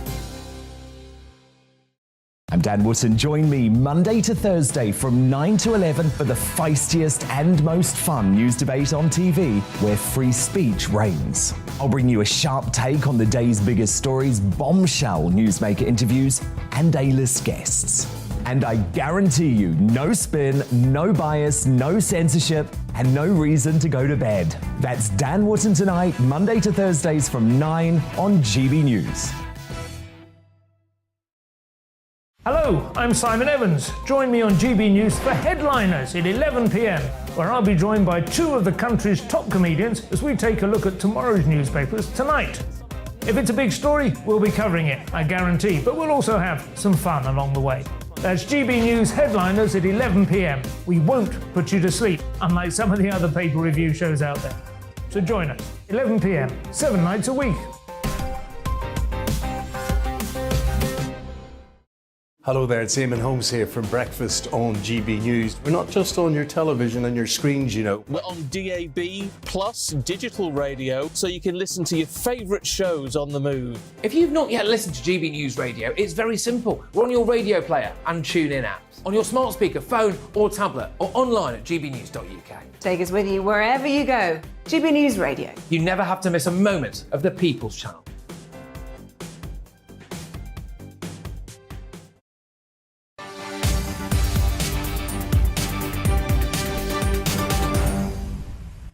Well, welcome back here to GB News Live with me, Mark Longhurst. Now, Sadiq Khan, London Mayor, has reportedly clashed with Sir Tom Windsor over the report into the departure of Dame Cressida Dick, the former Met Police Commissioner.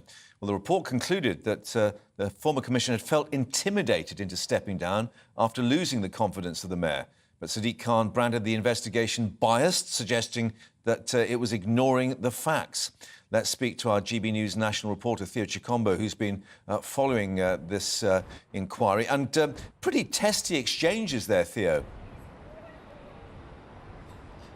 Yes, good afternoon. They were tasty exchanges. 3 hours the hearing lasted for here at City Hall in East London. Now, this report the independent-led report took around 22 weeks to complete, and Sir Tom Windsor had the opportunity to look into how this happened in the event we were talking about earlier this year of Dame Christa Dick leaving her role. It's the first time a sitting mayor has been summonised in this way, and it's also the first time the London Assembly and Police Committee have invoked the power to see this hearing take place today. There were some fire exchanges between Sir Tom and Sadiq Khan, and of course some of the panel members as well were having some exchanges of their own, saying, why was this left out, why wasn't this included? So yeah, it did drag on some time, but this is what Sir Tom had to say during that hearing this morning, and we'll listen to some of that now. The Mayor says the process is flawed. The process is not flawed, it is exactly in accordance with my terms of reference, and if the process were flawed, then the Mayor and MOPAC could easily have made that point before today. This investigation was supposed to take 6 weeks. It took 22 weeks, predominantly because the Mayor and MOPAC failed properly to engage. So both Sir Tom and Sadiq Khan were adamant in their arguments. Sir Tom saying he was looking at the process. He was asked to look particularly at the process, but not the substance of how this occurred. And of course, Sadiq Khan was there defending himself, and he was saying, we faced a lot of challenges early this year, and he felt that he didn't have the trust of the Commissioner at that time, saying she wasn't taking control of rooting out some of the problems they had at the time, particularly misogyny and the culture of racism during that time. And this is what he had to say during some of those exchanges. As soon as I could see Sir Tom, and bearing in mind he wasn't satisfied with the copious amounts of contemporaneous documentations he was sent, the Chief of Staff, the Deputy Mayor and myself saw him. I think there was an issue with the Chief of Staff being on leave on one of the dates and the Deputy Mayor being on leave on another date. But as soon as we could all see him, we did. Now, as I mentioned before, this independent review took 22 weeks, 116 pages long. It looked at the role of the Commission, what should happen next, and how the Sir Tom Windsor felt that the London Mayor and his staff didn't act in the right way. While the hearing today is over, it's not the first and it's not going to be the last opportunity we hear about this. There is going to be a part 2 looking into what happens next and what should happen next time, so a situation like this doesn't happen again. The row continues then. Theo, for the moment, thanks very much for updating us there at that hearing. Now, last week, NHS nurses across the UK voting to strike over pay. Action expected to start by the end of the year, before Christmas. The walkout to involve Royal College of Nursing staff in more than half of hospitals and community teams across Britain. The nurses say they want a 17% pay rise. Let's speak now to NHS practice nurse Naomi Berry. But Naomi, it's not just about the pay. Clearly, very difficult working conditions given, I think, 47,000 vacancies currently for nursing staff across Britain. Yeah, there's a lot of vacancies at the moment, Mark. It's so hard to continue running clinics the way that we are. I'm GP-based rather than hospital-based, which just means we've got a lot more that we're doing alone as well. But the hospitals are so overrun, and the lack of nurses just means that the care it's just not the same, and it's not fair on the nurses to have to continue to work as they are doing. At the beginning of the pandemic, nurses were celebrated, and now we seem to be downtrodden on, if that makes sense. Yeah, and obviously the fear is that the industrial action could put patients at risk, but I gather the RCN is saying, well, look, the patients are already at risk because you're so stretched in terms of that staffing. They are, and this is a problem, and this is what people don't see, is that we are working double hours, we are working different shifts to be able to provide good patient care, and it's how long that we've got nurses going off sick. We've got practice nurses that leave within a few weeks because they can't cope with the demand. So actually, by saying that they're going to struggle and patient care is going to be affected, we need to protect the nurses that are there as well already. But clearly, when the RCN says it wants 17.6% as a pay rise, that's not going to be achievable, is it, given the economic circumstances at the moment? Have they miscalculated, do you think? It's putting out there what is the worth of a nurse? What are we worth?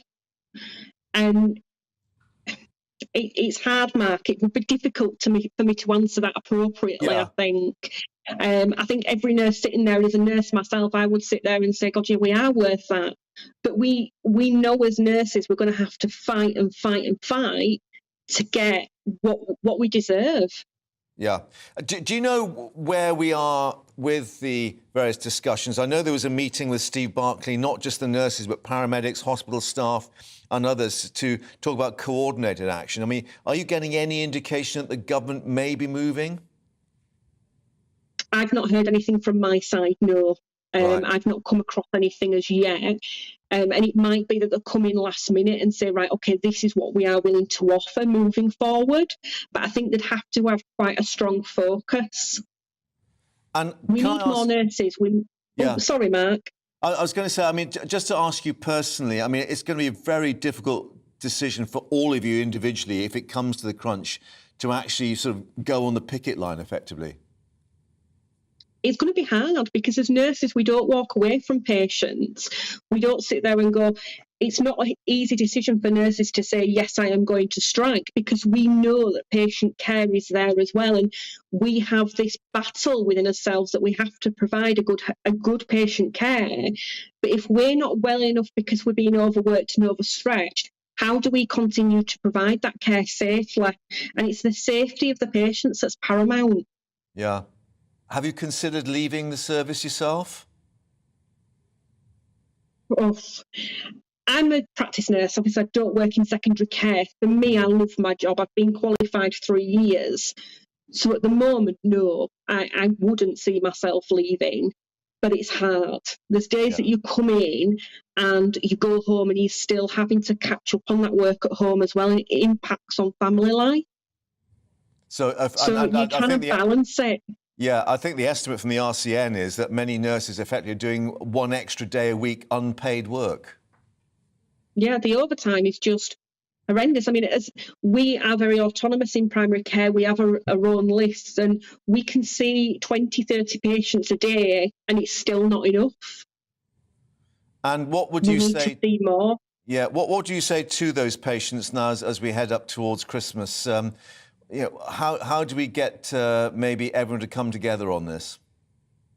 Be kind. I think that's the biggest one at the moment within primary care, secondary care, community anywhere, is just be kind to nurses and everyone in the NHS, because we've gone through COVID and the support was there, then it wasn't, and then you've been told that practices aren't doing this or aren't doing that. So just look at the bigger picture as well. We are still human and we still need that support the same as other people do. Well, Naomi, you've been very kind to us by talking to us here on GB News Live. I know you're very busy, but thanks for updating us on what it means to be there on the front line. And of course, we'll see what happens with these discussions with the government. Thank you for having me, Mark. OK, thank you. And of course, we'll update you on the negotiations with Steve Barclay. Now, let's return to things stateside. Donald Trump announcing that third bid for the White House to challenge Joe Biden in 2024, despite growing questions in his own party about whether he's up to it. And, questions from Rupert Murdoch, who called him Trumpty Dumpty. We're joined by global strategy advisor and US political expert Marco Vincenzino. Thank you very much for being with us again. As expected, he's announced it with some glitz and glamour in the ballroom of Mar-a-Lago, but indicating that perhaps it's still the same playbook. I mean, just looking at what he said, fake dossier, deep state, lobbyists and so on, it's more of the same. Listen, he's seeking first mover advantage, dissuading other contenders from participating, potential contenders from participating. He wants to dominate the airways. And this also, the presidency also offers immunity from mounting legal cases that he has from the federal level and at the state level. Secondly, you have Ron DeSantis. Ron DeSantis is the favorite of the party at present. Call it the new kid on the block, maybe. Including many of the donors, it seems, of the Republicans behind the scenes. The heavy Republican money, like Ken Griffin, for example, has put a lot of money behind them. What he faces is he has to prepare is for a two-front war of attrition. One against Trump and the other one's against the Democratic Party. And on the third part, you have President Biden. President Biden is he's ecstatic about the election results. Yeah. It really wasn't a victory. You could say maybe he broke even at most. But the reality is that he's announced that he's going to run. He hasn't announced it officially, but he's made it understood he's going to run. But what he has against him is age, his health, and legal challenges from within the Democratic Party. Against Biden as well? Yes. OK. But interesting, of course, that Trump did not acknowledge that there was any problem with the midterms, that his particular personal candidates, in many cases, didn't really get the results they were hoping for. And he never would. That's not like Trump. Trump is anything that's negative, you avoid it. Block it out of your mind. Focus on the positive. And if the primaries were to be held today, he's still in pole position. Right. He has many, many advantages. And the advantages he has is, obviously being an ex-president, he has a core base. He's got a fundraising, although the fundraising network he has is diminishing over time. But by announcing so early, by seeking that primary advantage, there's a flip side to it, is the fact that if he goes on for months and months and people get tired of the high volume, you can call it Trump fatigue. If Trump fatigue sets in the next few months, his legal cases mount, the negative news against him mount, and the big party money starts to keep going to the alternatives, he runs into a problem. Yeah. And the problem he runs into is that he can be yesterday's news, and that's already started post-midterm elections. Yeah, well, and in fact, one of these groups, I think Club for Growth, it's called, the major donors group, already indicating that their polling data suggests that DeSantis is ahead in key states, maybe not overall, but that there's that one you just mentioned, and 2 or 3 others have indicated the same thing, which is primarily early states of the primaries. Yes. Iowa and New Hampshire. Yeah. Those 2 states are already showing DeSantis ahead by quite a few points. It's early stage. Right. But so therefore, what does DeSantis do? Because a previous guest here indicated, look, DeSantis has got enough on his plate with Florida, where he's won a really great victory, but he can't suddenly say, oh, I'm going for the presidency, because there'll be a lot of Florida people say, hold on, you've got a job to do for another 2 years. Exactly, and it's in his best interest to do that job. What he has to do is avoid direct confrontation with Trump on the rhetorical front, focus on his job. Why did he win by 20 points, by nearly 20 points in Florida? Because he produces results. And particularly that's from the Latino vote and from from women, the state of Florida, the demographic makeup of the state of Florida, interestingly, is very reflective of the composition of the entire United States. Right. Between Latino, Black, White, Northeastern, Midwestern.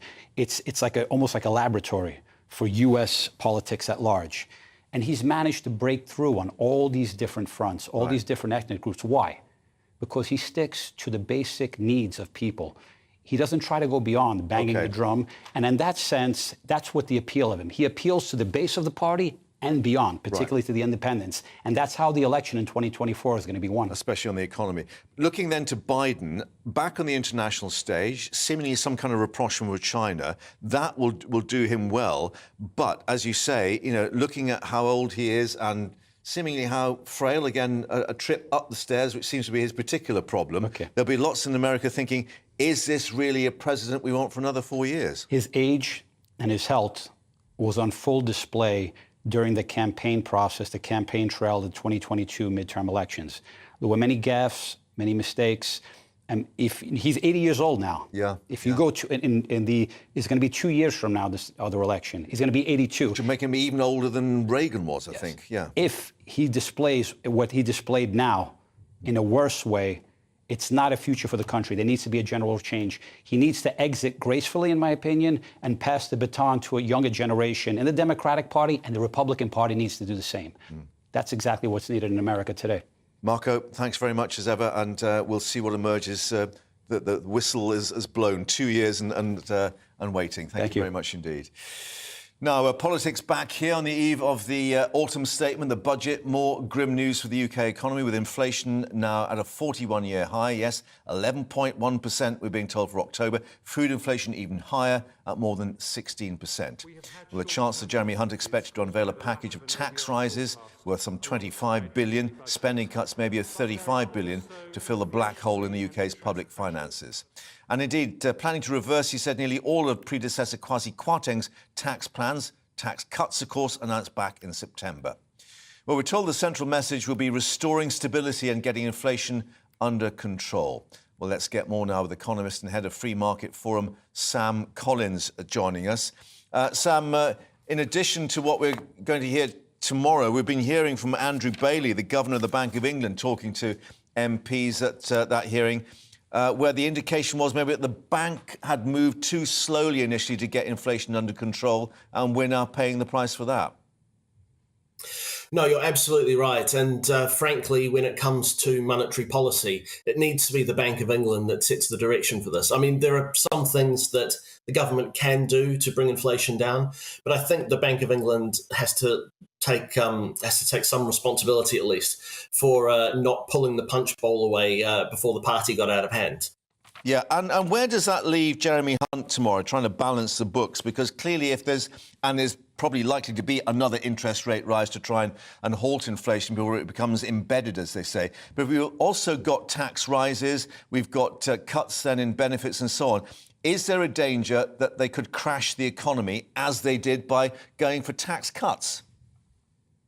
This is really going to be the big problem for the Conservative government over the next 2 years. It's going to be whether or not they take policy actions that will potentially make a recession worse. I mean, which tax rises, spending cuts is very likely to make the situation worse. Or do they run the risk that the Bank of England will still not act sufficiently to get inflation under control and potentially impact the cost of living crisis on that way?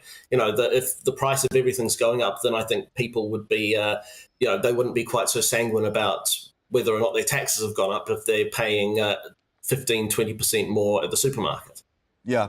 And what are you expecting for tomorrow? I mean, there are many commentators saying, well, there's been a little bit of sort of expectation management, if that's the phrase, where they warn us about the pain to come and actually you get there on the day and it's not quite as bad as everyone feared.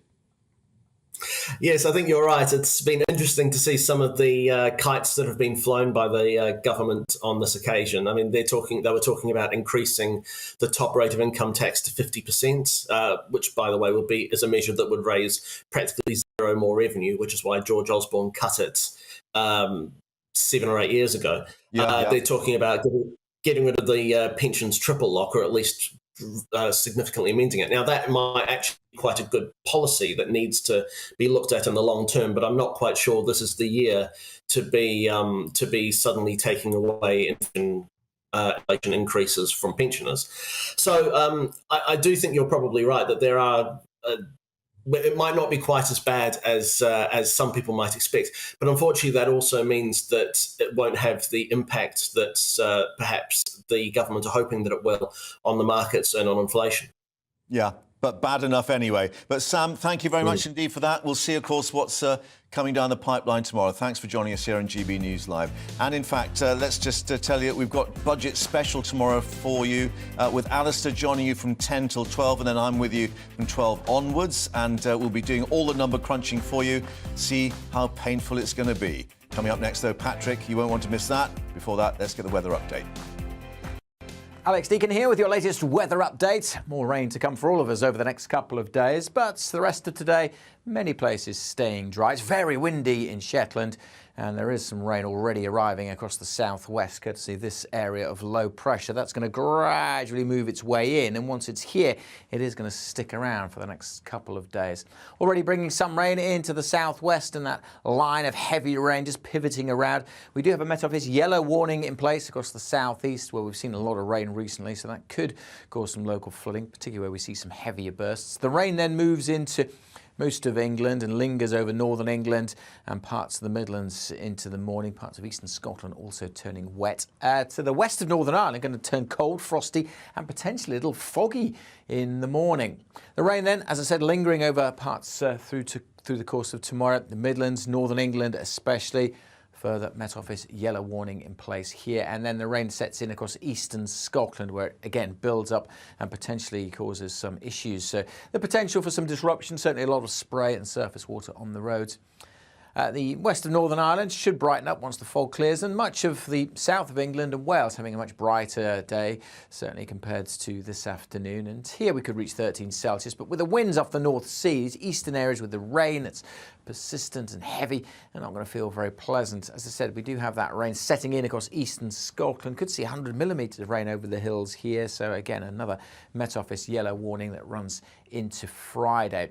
Further south on Friday, it's looking a lot drier, but still some rain across northwest England and at times for Northern Ireland. But generally, much of Wales turning drier and brighter on Friday. Still a few showers for southwest Wales and the far southwest of England, but the Midlands southwards generally seeing a bit of sunshine. Here, temperatures could get into the teens. Elsewhere, we're looking at 9 to 11 Celsius. Bye for now.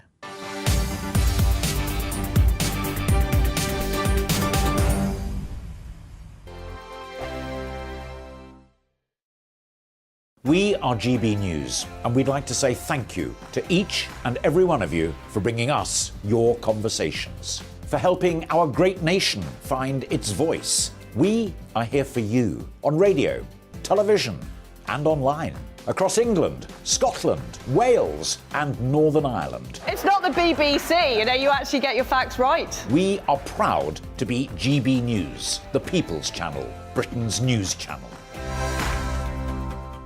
Every Friday and Sunday night from 9, it's Mark Dolan Tonight. We're on the same page again. There's something good happening. Let Ian finish. Don't be such a cranky. That mini budget was the tip of the iceberg. And on Saturday, my show just got bigger. From 8, it's Mark Dolan's Saturday Night In. You can't govern a country if you can't speak. Stop talking. My God, we reached the end. I've never been early in my life. Only on GB News, the People's Channel. Monday to Thursday on GB News, it's Bev Turner Today from 10 a.m. There's never been a more interesting but also critical time in British politics, and I can't wait to bring you the biggest stories of the day with the best factual accuracy and also a few of my own opinions thrown in. We'll engage in